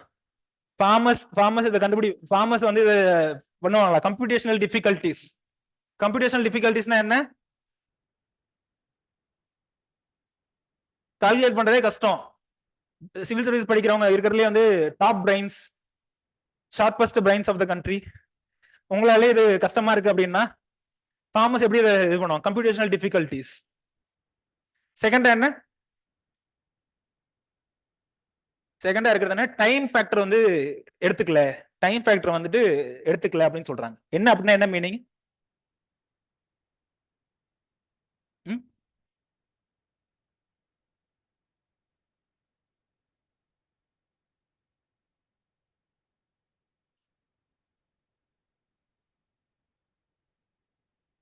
எவ்வளவு மாசம் ஆகுது? எவ்வளவு மாசம் ஆகுது? புரியுதுங்களா? அந்த கிராப் வந்துட்டு 12 மாசத்துல அவ்வளவு லாபம் கொடுக்குதா, இல்ல அந்த கிராப் வந்துட்டு 2 மாசத்துல அந்த லாபம் கொடுக்குதா? சோ அந்த காம்பனன்ட் வந்துட்டு கொஞ்சம் இடிக்குது. சோ அந்த டைம் ஃபேக்டர் இன்க்ளூட் பண்ணிருக்கலாம். ஒருவேளை 2 மாசத்துல அந்த லாபம் கொடுக்கறதுக்கும், சே ஃபார் எக்ஸாம்பிள் 2 மாசத்துல 4000 ரூபாய் லாபம் கிடைக்குது. 2 மாசத்துல 4000 ரூபாய் லாபம் கிடைக்குது. இன்னொரு இதுல வந்து 12 மந்த்ல 5000 ரூபாய் கிடைக்குது. ரெண்டுல எது பெட்டர்? 2 மாசத்துல 4000 ரூபாய் கிடைக்குது, 12 மாசத்துல 5000 ரூபாய் கிடைக்குது. ரெண்டுல எது நல்லது? ரெண்டுமேவா? 2 மாசத்துல 4000 ரூபாய் கிடைக்கிறதா வந்து நல்லது. புரியுதுங்களா? அந்த ஃபேக்டர் வந்து நம்ம இன்க்ளூட் பண்ணல. நிறைய ஃபேக்டர்ஸ் வந்து நான் லீனியரா இருக்கு அப்படின்னு சொல்றாங்க. நம்ம பார்த்தோம்ல, ஃபெர்டிலைசர் அதிகமானா இது இன்க்ரீஸ் ஆகிட்டே போகணும் அப்படின்னு சொல்லி பார்த்திருப்போம்ல. ஏதாவது ஒரு இன்புட் அதிகமாச்சு அப்படின்னா ஈல்ட் வந்து இன்க்ரீஸ் ஆகிட்டே போகணும். ஆனா எல்லா ஃபேக்டரும் அந்த மாதிரி லீனியர் ரிலேஷன்ஷிப்ல இல்லைன்றாங்க. ஈவன் அந்த ஃபெர்டிலைசரே வந்துட்டு ஒரு குறிப்பிட்ட ஸ்டேஜுக்கு அப்புறம் நம்ம எவ்வளவுதான் இன்புட் இன்க்ரீஸ் பண்ணாலும் ஈல்ட் அதே தான் இருக்கும். புரியுதுங்களா? ஒரு குறிப்பிட்ட ஸ்டேஜ் வரைக்கும் இன்க்ரீஸ் ஆகிட்டே போகும். ஃபெர்டிலைசர் அதிகமா கொடுத்தோம் அப்படின்னா அதிகமா ஈல்ட் இன்க்ரீஸ் ஆகிட்டே போயிட்டு இருக்கும். பட் ஒரு இது இன்டெஃபினைட்டா அப்படியே போயிட்டு இருக்காது. புரியுதுங்களா? ஒரு குறிப்பிட்ட ஸ்டேஜ் வரைக்கும் இன்க்ரீஸ் ஆகும். நிறைய ஃபேக்டர் வந்து நான் லீனியர் ரிலேஷன்ஷிப்ல இருக்கு, அந்த மாதிரி எக்ஸாக்ட் லீனியர் ரிலேஷன்ஷிப் இல்ல அப்படின்னு சொல்றாங்க. புரியுதுங்களா? என்னன்னு புரியுதா? கேஜி ஆஃப் இங்க வந்து கேஜி ஆஃப் நைட்ரஜன் சொல்லலாம். கேஜி ஆஃப் நைட்ரஜன் இங்க வந்து ஈல்டு. நம்ம நைட்ரஜன் இன்க்ரீஸ் பண்ண ஈல்டு அதிகமாயிட்டே போகும் அப்படின்றத நம்ம அசம்ஷன்ல எடுத்திருப்போம். பட் எல்லாமே அப்படி இருக்கணும்னு அவசியம் கிடையாது. ஒரு குறிப்பிட்ட ஸ்டேஜுக்கு அப்புறம் ஈவன் நம்ம அந்த ஃபெர்டிலைசரே கூட நம்ம இன்க்ரீஸ் பண்ணோம் அப்படின்னா ஈல்டு அதிகமாகாது. புரியுதுங்களா? சோ அந்த தேர்ட் காம்பவுண்ட் வந்து நான் லீனியர். ஃபோர்த்தா இருக்கிறது வந்து மேக்ரோ மாடல்ல டிஃபிகல்ட். நம்ம 2 கிராப் எடுத்துக்கிட்டோம், ஈஸியா கம்யூனிகேட் பண்ணிட்டோம். பட் இதுவே 10 கிராப் எடுத்து 10 கிராப்புக்கு இந்த மாதிரி கால்குலேட் பண்ணுங்க அப்படின்னா எப்படி இருக்கும்? ஸோ இன்டெகிரேட்டட் ஃபார்மிங் சிஸ்டம் அந்த மாதிரி இருக்குல்ல மேக்ரோ மாடல், அந்த மேக்ரோ மாடல்ல இதை அப்ளை பண்றது ரொம்ப கஷ்டம்.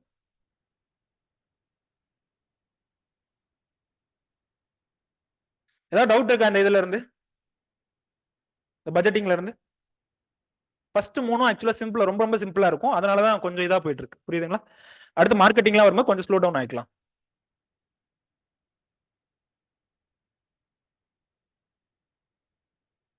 இதுல ஏதாவது டவுட் இருக்காம நடத்துறதுல? போலாங்களா அடுத்து இது? ஆக்சுவலா அந்த மூணுமே வந்து கிட்டத்தட்ட சிமிலரா இருக்க மாதிரி இருக்கும். ஃபர்ஸ்ட் மூணுமே கிட்டத்தட்ட சிமிலர் ஒன் ஆஃப்டர் ஒன்னு இன்னொன்னோட சிமிலரா இருக்க மாதிரி இருக்கும்.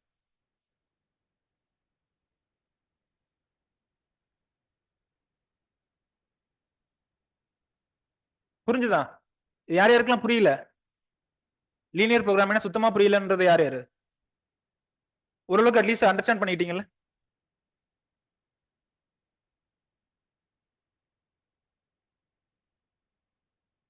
நீங்க தான் இதுக்கு ஆன்சர் பண்ண போறீங்க. Once again macro model. Macro model பாயிண்ட்னா இது பெரிய அளவில் அப்ளை பண்ணும்போது சின்னதா ரெண்டு ரெண்டு காம்பவுண்ட் எடுத்துக்கிட்டு நம்ம பண்றது வந்து ரொம்ப ஈஸியா இருக்கு. ரெண்டு காம்பவுண்ட் எடுத்துக்கிட்டோம், அதனால நம்ம ஈஸியா நம்ம பண்ணிட்டோம். பட் பெரிய லெவல்ல நம்ம ஒரு லார்ஜ் ஸ்கேல்ல இல்ல நிறைய நிறைய காம்பவுண்ட் எடுத்துக்கிட்டு பண்ணும்போது அது கஷ்டம் அப்படின்றத வந்து அது மேக்ரோ மாடல் பாயிண்ட் லிமிடேஷன்ஸ்ல. ஓகேவா ஜனனி? ஓகே, நீங்க தான் சொல்ல போறீங்க நோட்ஸை பார்க்காம 4 லிமிடேஷன்ஸ் 4 அட்வான்டேஜஸ் என்ன 4 லிமிடேஷன்ஸ் என்ன. நான் இந்த டைம் கொஸ்டின் கேட்டிருந்தேன், அதாவது லாஸ்ட் வீக்ல எழுதிருப்பாங்கல்ல டெஸ்ட், ஸோ நீங்களாம் வந்து எழுதுவீங்கன்னு நினைச்சேன். ரொம்ப டைட் ஷெட்யூலா இருக்கா? ஓகே, நடத்தல புரியுது நடத்தல, ஆனா வந்துட்டு யாராவது ஒருத்தவங்க வருவீங்க, யாராவது ஒரு அந்த பிரேவ் லேடி யாருன்னா எதிர்பார்த்தேன், இல்ல பிரேவ் பாய். எக்கனாமிக்ஸ் நீங்க நடத்தலாம், எனக்கு என்ன, நான் எழுதுவேன் அப்படின்ற மாதிரி. Okay, advantages of farm budgeting என்னமா வேஸ்ட் லீக்கேஜ் இல்ல வேஸ்டேஜ் என்னென்ன அப்படின்றத கண்டுபிடிக்கலாம். லீக்கேஜ் இல்ல வேஸ்டேஜ்,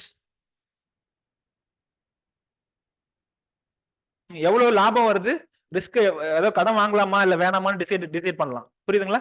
பட்ஜெட்டிங்ல எவ்வளவு ப்ராஃபிட் வருது, அந்த இதை கல்டிவேட் பண்ணோம் அப்படின்னா எவ்வளவு ப்ராஃபிட் வருதுன்னு பார்க்கலாம். ஸோ அது மூலியமா அதுக்கப்புறம் நம்ம கடன் வாங்கலாமா வேணாமா அப்படின்றத வந்து டிசைட் பண்ணலாம்.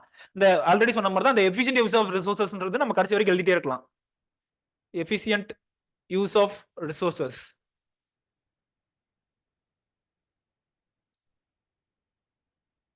சொல்லுங்க, வேற என்ன பட்ஜெட் தேவை?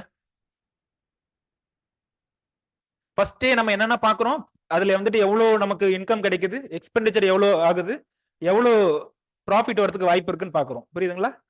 சோ அதே இதுலயே வந்துட்டு நம்ம ரிஸ்கையும் பார்த்துடலாம், எவ்வளவு லாஸ் ஆக போகுது, ஒருவேளை ஃபெயிலியர் ஆச்சு அப்படின்னா எவ்வளவு லாஸ்ல போக போகுது அப்படின்றது. இது எல்லாமே நோட்ஸ்ல இருக்க மாதிரி எக்ஸாக்டா எழுதணும் அவசியம் கிடையாது. உங்களுக்கு என்னென்ன தோணுதோ அதெல்லாம் எழுதலாம் ரிலேட்டடா. புரியுதுங்களா? ஆன்லைன் பேட்ச்ல இருந்து ஏதாவது சொல்லுங்க, ஃபார்ம் பட்ஜெட்டிங்கோட அட்வான்டேஜ் என்னன்ட்டு.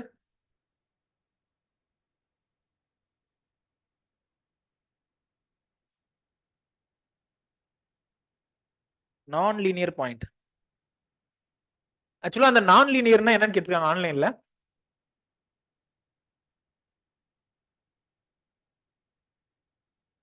இல்ல, நான் வேற ஏதாவது சிம்பிளான எக்ஸாம்பிள் யோசிக்கிறேன். கேஜி ஆஃப் நைட்ரஜன், இங்க ஈல்டு எவ்வளவு வருது, 1 கிலோ. ஒரு எக்ஸாம்பிளுக்கு நான் சொல்றேன், 1 கேஜி நான் நைட்ரஜன் யூஸ் பண்ண அப்படின்னா ஈல்டு வந்துட்டு மேபி 2 டன்னஸ் கிடைக்குதுன்னு வச்சுப்போம் ஒரு எக்ஸாம்பிளுக்கு. 2 kg நைட்ரஜன் யூஸ் பண்றேன், ஒரு இதுபடி லாஜிக் படி 4 டன்னஸ் வரும். புரியுதுங்களா? 3 kg யூஸ் பண்றேன்,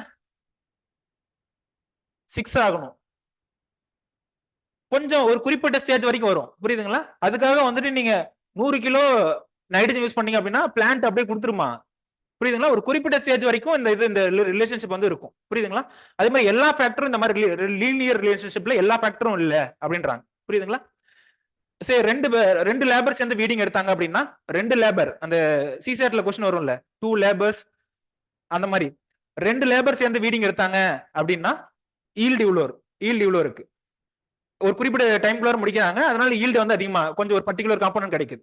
அதுவே 6 லேபர் சேர்ந்து எடுக்கிறாங்க, 6 லேபர் சேர்ந்து எடுத்தாங்க அப்படின்னா ஃபிளவரிங்க்கு முன்னாடி வீடிங் எடுத்துறாங்க. 2 லேபர்ஸ் இருக்கும்போது ஒரு பர்டிகுலர் ஈல்டு கிடைக்குது, 4 லேபர் இருக்கும்போது ஒரு பர்டிகுலர் ஈல்டு கிடைக்குது. எதனால இந்த இன்க்ரீஸ் ஆகுது? குயிக்கா வீடிங் வந்து குயிக்கா ரிமூவ் பண்ணிடுறாங்க. ஃபிளவரிங்க்கு முன்னாடியே அந்த வீடிங் மொத்தமும் முடிச்சிடுறாங்க அப்படின்ற காரணத்தினால. பட் இது இன்டெஃபினட்டா போயிட்டு இருக்குமா? நாளைக்கு வந்து நான் 100 லேபர் போட்டேன் அப்படின்னு கொடுத்தேன் அப்படின்னா ஈல்டு வந்து அதிகமாயிட்டே போயிட்டு இருக்குமா? சோ ஒரு குறிப்பிட்ட இதுக்கு அப்புறம் வந்து இந்த கர்வ் வந்து ஃபிளாட் ஆயிடும். புரியுதா? அந்த லீனியர் ரிலேஷன்ஷிப் கிடைக்காது அப்படின்றாங்க. நிறைய ஃபேக்டருக்கு வந்து அந்த லீனியர் ரிலேஷன்ஷிப்பே கிடைக்கல அப்படின்றாங்க. புரியுதுங்களா? இது எல்லாமே நாமளே சொல்றதுதான். புரியுதுங்களா? இது எல்லாமே நாமளே சொல்றதுதான். பட் ரியாலிட்டியில டிஃபரெண்டா இருக்கும். ஃபெர்டிலைசர் அதிகமாகிட்டே போகும் ஈல்டு அப்படின்றலாம் இல்ல. புரியுதுங்களா? அதான் வந்து அந்த இதுல கொடுத்துருக்கோம். அந்த டிஸ்அட்வான்டேஜஸ்ல நான் லீனியர் ரிலேஷன்ஷிப்ல இருக்கு நிறைய அப்படின்னு சொல்றாங்க. புரியுதுங்களா? அட்வான்டேஜஸ்ல இன்னொரு இது சொல்லுங்க. இன்னும் ஒரு பாயிண்ட் சொல்லுங்க அட்வான்டேஜ்ல. ரிஸ்க் பத்தி பார்த்தோம். எவ்வளவு லாஸ் ஆக போகுது அப்படின்றதையும் முன்னாடியே பார்த்துட்டோம் அப்படின்னு சொல்லிட்டோம்.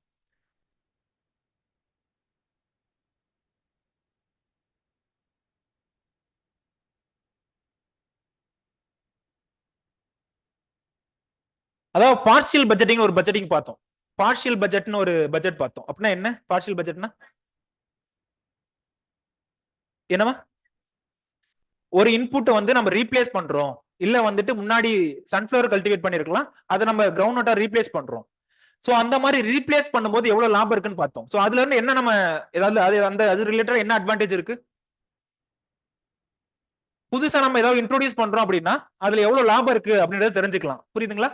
புதுசா நம்ம ஒரு டெக்னாலஜியோ புதுசா ஏதாவது ஒண்ணு நம்ம ட்ரை பண்றோம் அப்படின்னா அதுல எவ்வளவு லாபம் வருது அப்படின்றத எடுத்துக்கலாம், அப்படின்றத வந்து கண்டுபிடிக்கலாம். புரியுதுங்களா? சோ அதுவுமே வந்து அட்வான்டேஜஸ் தான்.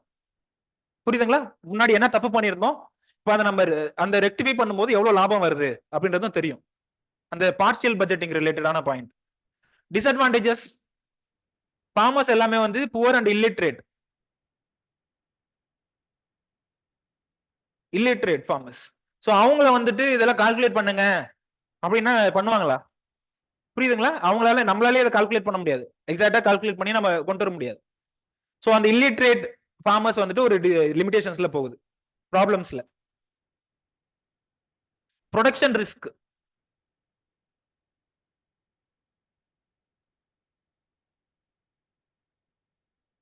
நாம பார்த்தோம் ஒரு ஏக்கர்ல வந்துட்டு ஒரு ஏக்கர் கல்டிவேட் பண்ணோம் அப்படின்னா இவ்வளவு லேபர் தேவை, இவ்வளவு ஈல்டு, அந்த மாதிரி எல்லாம் பார்த்தோம். அது அப்படியே கிடைக்குமா? அந்த ஈல்டு அப்படியே கிடைக்குமா? இவ்வளவு லாபம் அப்படின்னு எல்லாம் பார்த்தோம். அது அப்படியே கிடைச்சிருமா? நம்ம பிளான் பண்ற மாதிரி கிடைச்சிருமா? அப்ப கிடைக்காதுன்னா என்ன ரீசனால கிடைக்காது? மழையை டிபெண்ட் ஆயிருக்கு. மழை மட்டும் இல்ல, பெஸ்ட், டிசீஸ் அட்டாக், இது எல்லாமே factors. Agriculture is the gambling of monsoon சொல்லுவாங்கல்ல. சோ அது எல்லாத்தையுமே டிபெண்ட் ஆயிருக்கு. சோ நம்ம ஒரு பிளான் பண்ணி வச்சிருப்போம், அது வாழ்க்கை இன்னொரு டைரக்ஷன்ல போகும். புரியுதுங்களா? சோ அதுக்கேற்ற மாதிரி கொஞ்சம் தயாராகிக்கணும். Production risk. Marketing risk.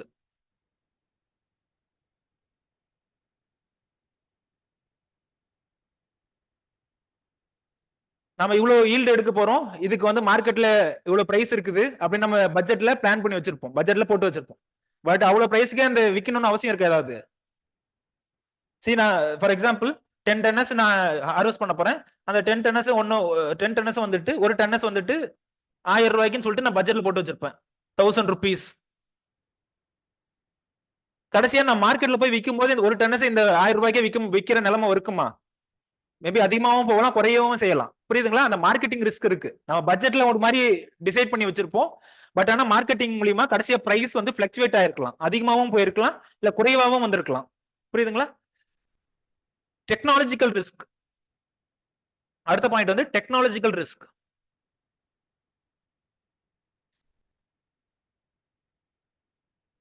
புதுசா நான் ஏதாவது டெக்னாலஜி சொல்றேன், எஸ்ஆர்ஐ நீங்க இது நார்மல் கல்டிவேஷன் வேணாம், எஸ்ஆர்ஐல வந்து நல்ல ஸ்பேசிங் கொடுங்க, எஸ்ஆர்ஐல கோனோ வீடிங் யூஸ் பண்ணுங்க, இல்ல எஸ்ஆர்ஐல வந்துட்டு இவ்வளவு குறைவான சீட் ரேட் யூஸ் பண்ணுங்க, யங் சீட்லிங் யூஸ் பண்ணுங்க, one seedling per hill use பண்ணுங்க அப்படின்னு நான் எஸ்ஆர்ஐல சொல்றேன். நீங்களும் அதை நம்பி அந்த டெக்னாலஜியை ஃபாலோ பண்றீங்க. மேபி அது சக்சஸ் ஆகலாம், சக்சஸ் ஆகாமலேயும் போகலாம். புரியுதுங்களா? புதுசா ஒரு கெமிக்கல் சொல்றேன், இந்த கெமிக்கல் யூஸ் பண்ணுங்க, டிஎன்ஏ கோகனட் டானிக்னு ஒன்னு இருக்கு. ஏமா சிரிக்கிறீங்க? அதை யூஸ் பண்ணா கோகனட்ல வந்து ஈல்ட் அதிகமா இருக்கும் நான் சொல்றேன். நீங்களும் நம்பி அந்த அதெல்லாம் இன்ட்ரோடியூஸ் பண்றீங்க, அந்த டெக்னாலஜி எல்லாம் வரலாம், வந்தா நல்லது, வந்தா நல்லது, வரணும்னு எல்லாரும் வேண்டிப்போம்.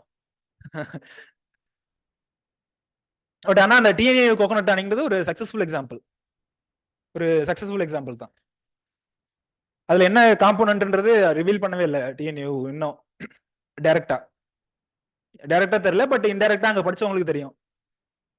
மைக்ரோநியூட்ரியன்ட் காம்போனன்ட் ஸ்பெசிஃபிக்கா போரான் நினைக்கிறேன், போரான்.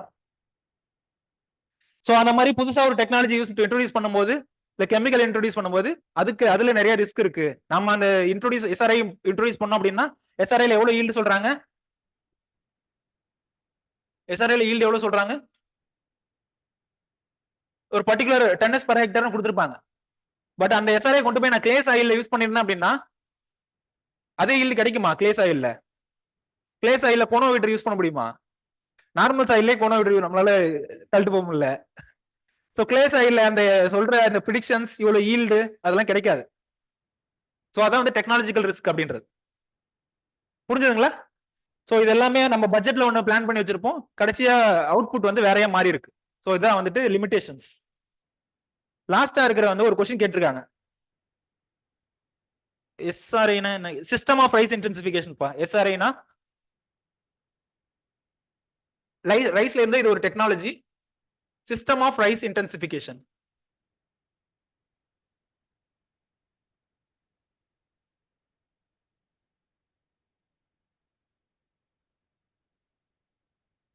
ரைஸ்ல வந்து இது ஒரு டெக்னாலஜி.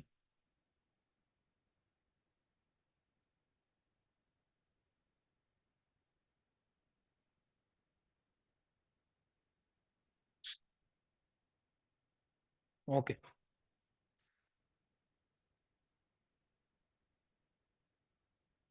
இதான் லாஸ்ட் ஸ்லைடு. இதை பார்த்துட்டோம் அப்படின்னா முடிச்சுக்கலாம். Role of self help group, cooperative societies and FPC farmer producer company in optimising the resources. எங்க எதெல்லாம் லிங்க் பண்ணி எப்படி கேட்டு வச்சிருக்காங்க பாருங்க. ஆப்டிமம் ரிசோர்ஸ் யூட்டிலைசேஷன்றது சிலபஸ்ல செகண்டா இருக்க டாபிக். புரியுதுங்களா? ஆப்டிமம் ரிசோர்ஸ் யூஸ்ன்றது சிலபஸ்ல செகண்டா இருக்கக்கூடிய டாபிக். செல்ஃப் ஹெல்ப் குரூப்ன்றது எக்ஸ்டென்ஷன்ல 6th இருக்கக்கூடிய topic. Self help group, NGOs இதெல்லாம். கோஆபரேட்டிவ் சொசைட்டிஸ்ன்றது சிலபஸ்ல 5ஆவதா இருக்குதா பாருங்க, ஃப்ரண்ட் பேஜ்ல சிலபஸ்ல 5ஆவதா இருக்கக்கூடிய ஒரு டாபிக். ஃபார்மர் ப்ரொடியூசர் ஆர்கனைசேஷன் அது வேற இடத்துல இருக்கக்கூடிய ஒரு டாபிக். இது எல்லாத்தையும் லிங்க் பண்ணி ஒரு क्वेश्चन கேட்டிருக்காங்க. இதுக்கு திங்க் பண்ணி, இது எங்கேயும் கிடைக்காது, ஆன்சர்லாம் எங்கேயும் கிடைக்காது. எந்த நோட்ஸ்லயுமே நேஷனல் லெவலையும் சரி இன்டர்நேஷனல் லெவலையும் சரி எந்த நோட்ஸ்லயும் கிடைக்காது. நீங்களா திங்க் பண்ணி தான் எழுதணும். என்ன எழுதுவீங்க, என்ன எழுதுவீங்கன்னு சொல்லிட்டீங்கன்னா வச்சுக்கலாம். ம் ம்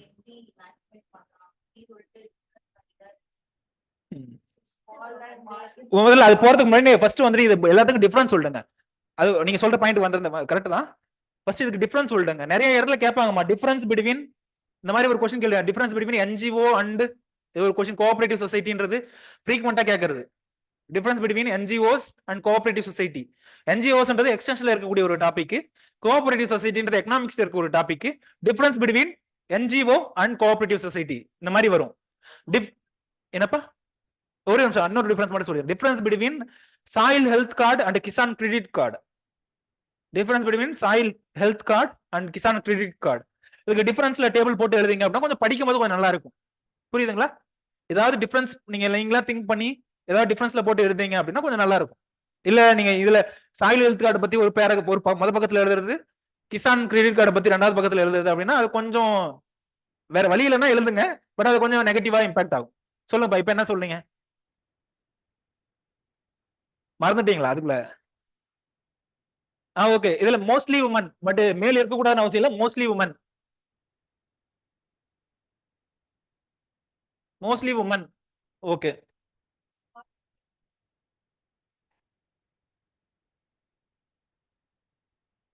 ம் இருக்கு.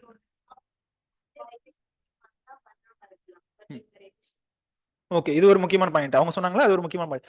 இது வந்து மேபி ரிஜிஸ்டர் பண்ணலாம், ரிஜிஸ்டர் பண்ணாம கூட இருக்கலாம். செல்ஃப் ஹெல்ப் குரூப்ன்றது they may get registered or they need not get registered. இது அவங்களோட விருப்பம். பட் கோஆபரேட்டிவ் சொசைட்டின்றது ரிஜிஸ்டர் பண்ணிருக்கணும். என்ன ஆக்ட் கீழ? Cooperative society act. எந்த வருஷம்? ஓப்பா முடியலையே, இவ்வளவு பெர்ஃபெக்டாவா இருக்கீங்க, பரவாயில்லையே. ஃபார்மர் ப்ரொடியூசர் கம்பெனின்றது எந்த ஆக்ட் கீழ ரெஜிஸ்டர் பண்ணுவாங்க? Companies act. கம்பெனிஸ் ஆக்ட் கீழ ரெஜிஸ்டர் பண்ணுவாங்க. அட்லீஸ்ட் இயர்ஸ் தெரியலாம் பரவாயில்ல, கம்பெனிஸ் ஆக்ட் கீழ ரெஜிஸ்டர் பண்றாங்க. இப்ப சொல்லுமா ஒண்ணுன்னா என்ன நீங்க சொல்ல வந்தீங்க, என்ன சொன்னீங்க? இவங்களே வந்து பணத்தை கொஞ்சம் கொஞ்சமா சிக்கனமா சேவ் பண்ணி அவங்க அக்கௌண்ட்ல சேவ் பண்ணி வச்சிருப்பாங்க. மேபி 6 மாசமா 4 மாசமா சேவ் பண்ணிருப்பாங்க. அது மட்டும் இல்லாம பேங்க்ல கொஞ்சம் கடன் வாங்கியிருப்பாங்க. பேங்க்ல இருந்து கடன் வாங்கியிருப்பாங்க. இப்ப வாங்கின கடனை அவங்களுக்குள்ளார 10-15 பேர் இருக்காங்கல்ல, குழுவா இருக்காங்கல்ல, அவங்களுக்குள்ள இன்டர்னல் லெண்டிங் பண்ணுவாங்க. புரியுதுங்களா? Internal landing.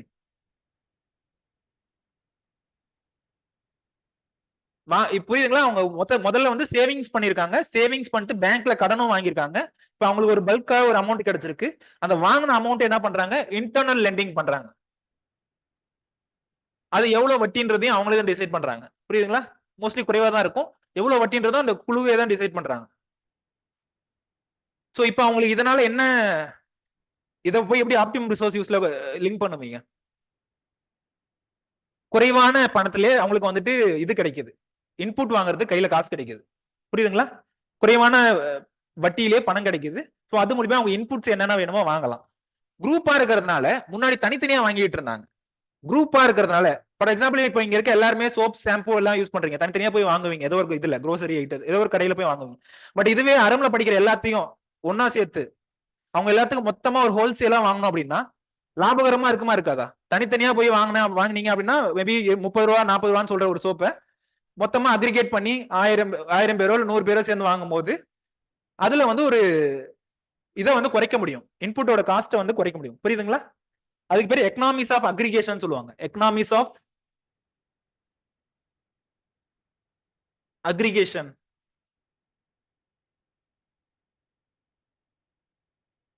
எல்லாத்தையும் ஒண்ணு சேர்த்ததுனால ஏற்படக்கூடிய மிச்சம் பண்ண பணம், எல்லாத்தையும் ஒண்ணு சேர்த்ததுனால மிச்சம் பண்ண பணம். தனித்தனியா போய் நீங்க எல்லாம் போய் நோட்ஸ் பிரிண்ட் போடுறதுக்கும் உங்க எல்லாத்துக்கும் 100 பேத்துக்கும் சேர்த்து நான் ஒரு ஜெராக்ஸ் கடையில போய் பிரிண்ட் போடுறதுக்கும் வித்தியாசம் இருக்கு. தனியா போனீங்கன்னா ஒரு பேஜுக்கு எவ்வளவு காசு வாங்குறாங்க? 1 ரூபா 2 ரூபா வாங்குறாங்க. மொத்தமா சேர்த்து வாங்கும் போது நான் இது பண்ணலாம். புரியுதுங்களா? அவங்ககிட்ட பார்கெயின் பண்ணலாம். குறைச்சு கொடுங்க அப்படின்னு சொல்லி கேட்கலாம். ஸோ இதெல்லாமே தான் இதுல அட்வான்டேஜ்.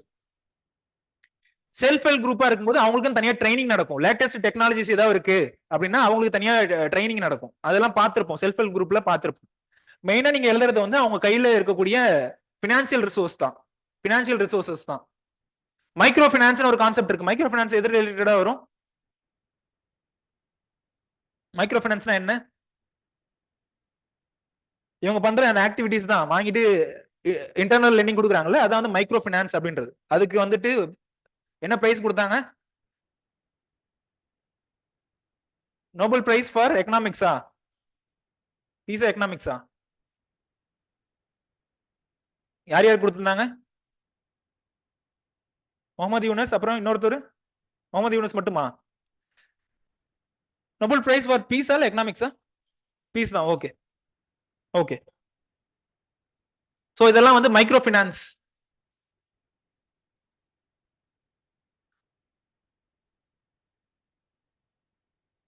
முகமது யூனஸ் வந்து இப்போ என்ன ஒரு பாப்புலர் பர்சன் ஆயிட்டாரு. அந்த இஷ்யூ எல்லாம் நம்ம போக வேணாம். அது இன்டர்நேஷனல் ரிலேஷன்ல கவர் பண்ணுவாங்க. Cooperative societies. கோஆபரேட்டிவ் சொசைட்டிஸ் ரிலேட்டடா அதையும் ஆப்டிமல் ரிசோர்ஸ் யூஸையும் எப்படி லிங்க் பண்ணுவீங்க?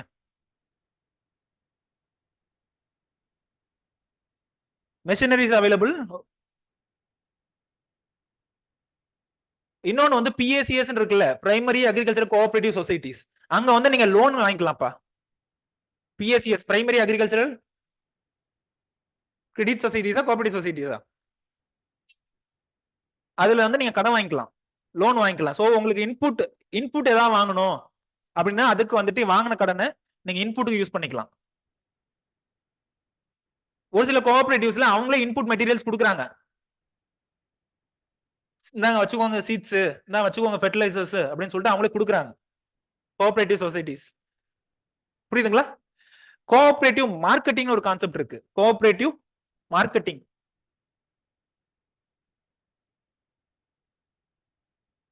கோஆபரேட்டிவ் மார்க்கெட்டிங் ஒரு எக்ஸாம்பிள் சொல்லுங்க.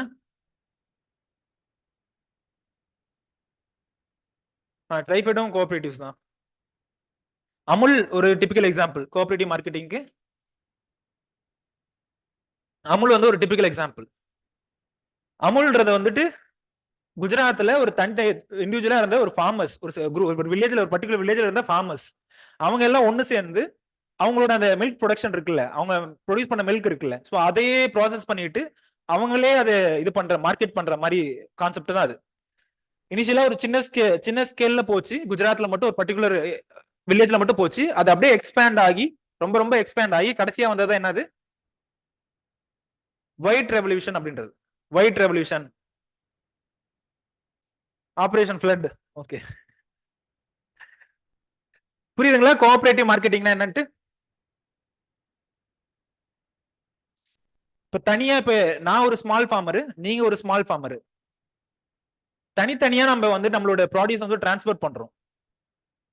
இது ஒரு கான்செப்ட், புரியுதுங்களா? நான் ஒரு ஸ்மால் ஃபார்மரு, குமரன் வந்து ஒரு ஸ்மால் ஃபார்மர்னு வச்சுப்போம்.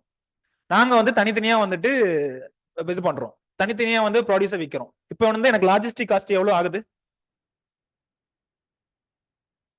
லாஜிஸ்டிக் காஸ்ட், அதாவது மூவ்மெண்ட்டுக்கு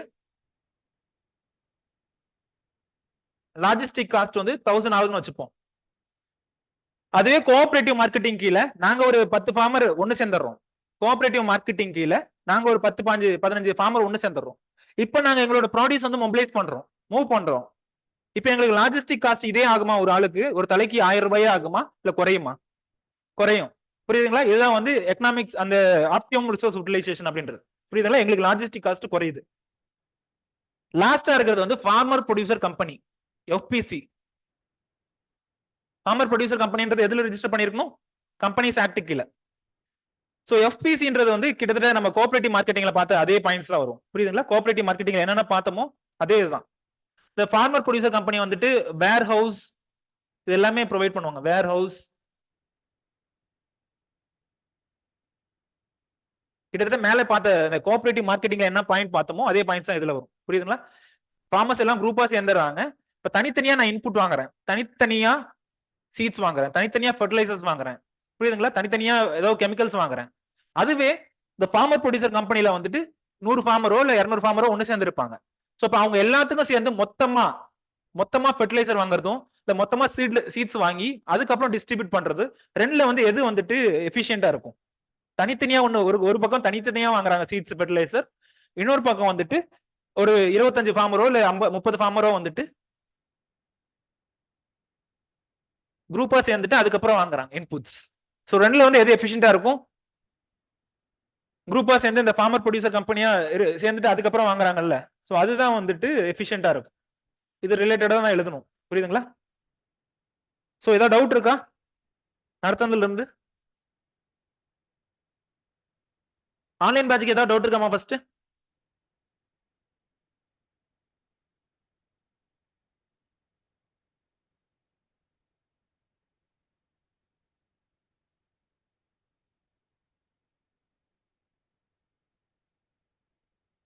புரிஞ்சது ஆன்லைன் பேட்ச்க்கு? ஆஃப்லைன் பேட்ச்க்கு ஏதாவது டவுட் இருக்காப்பா?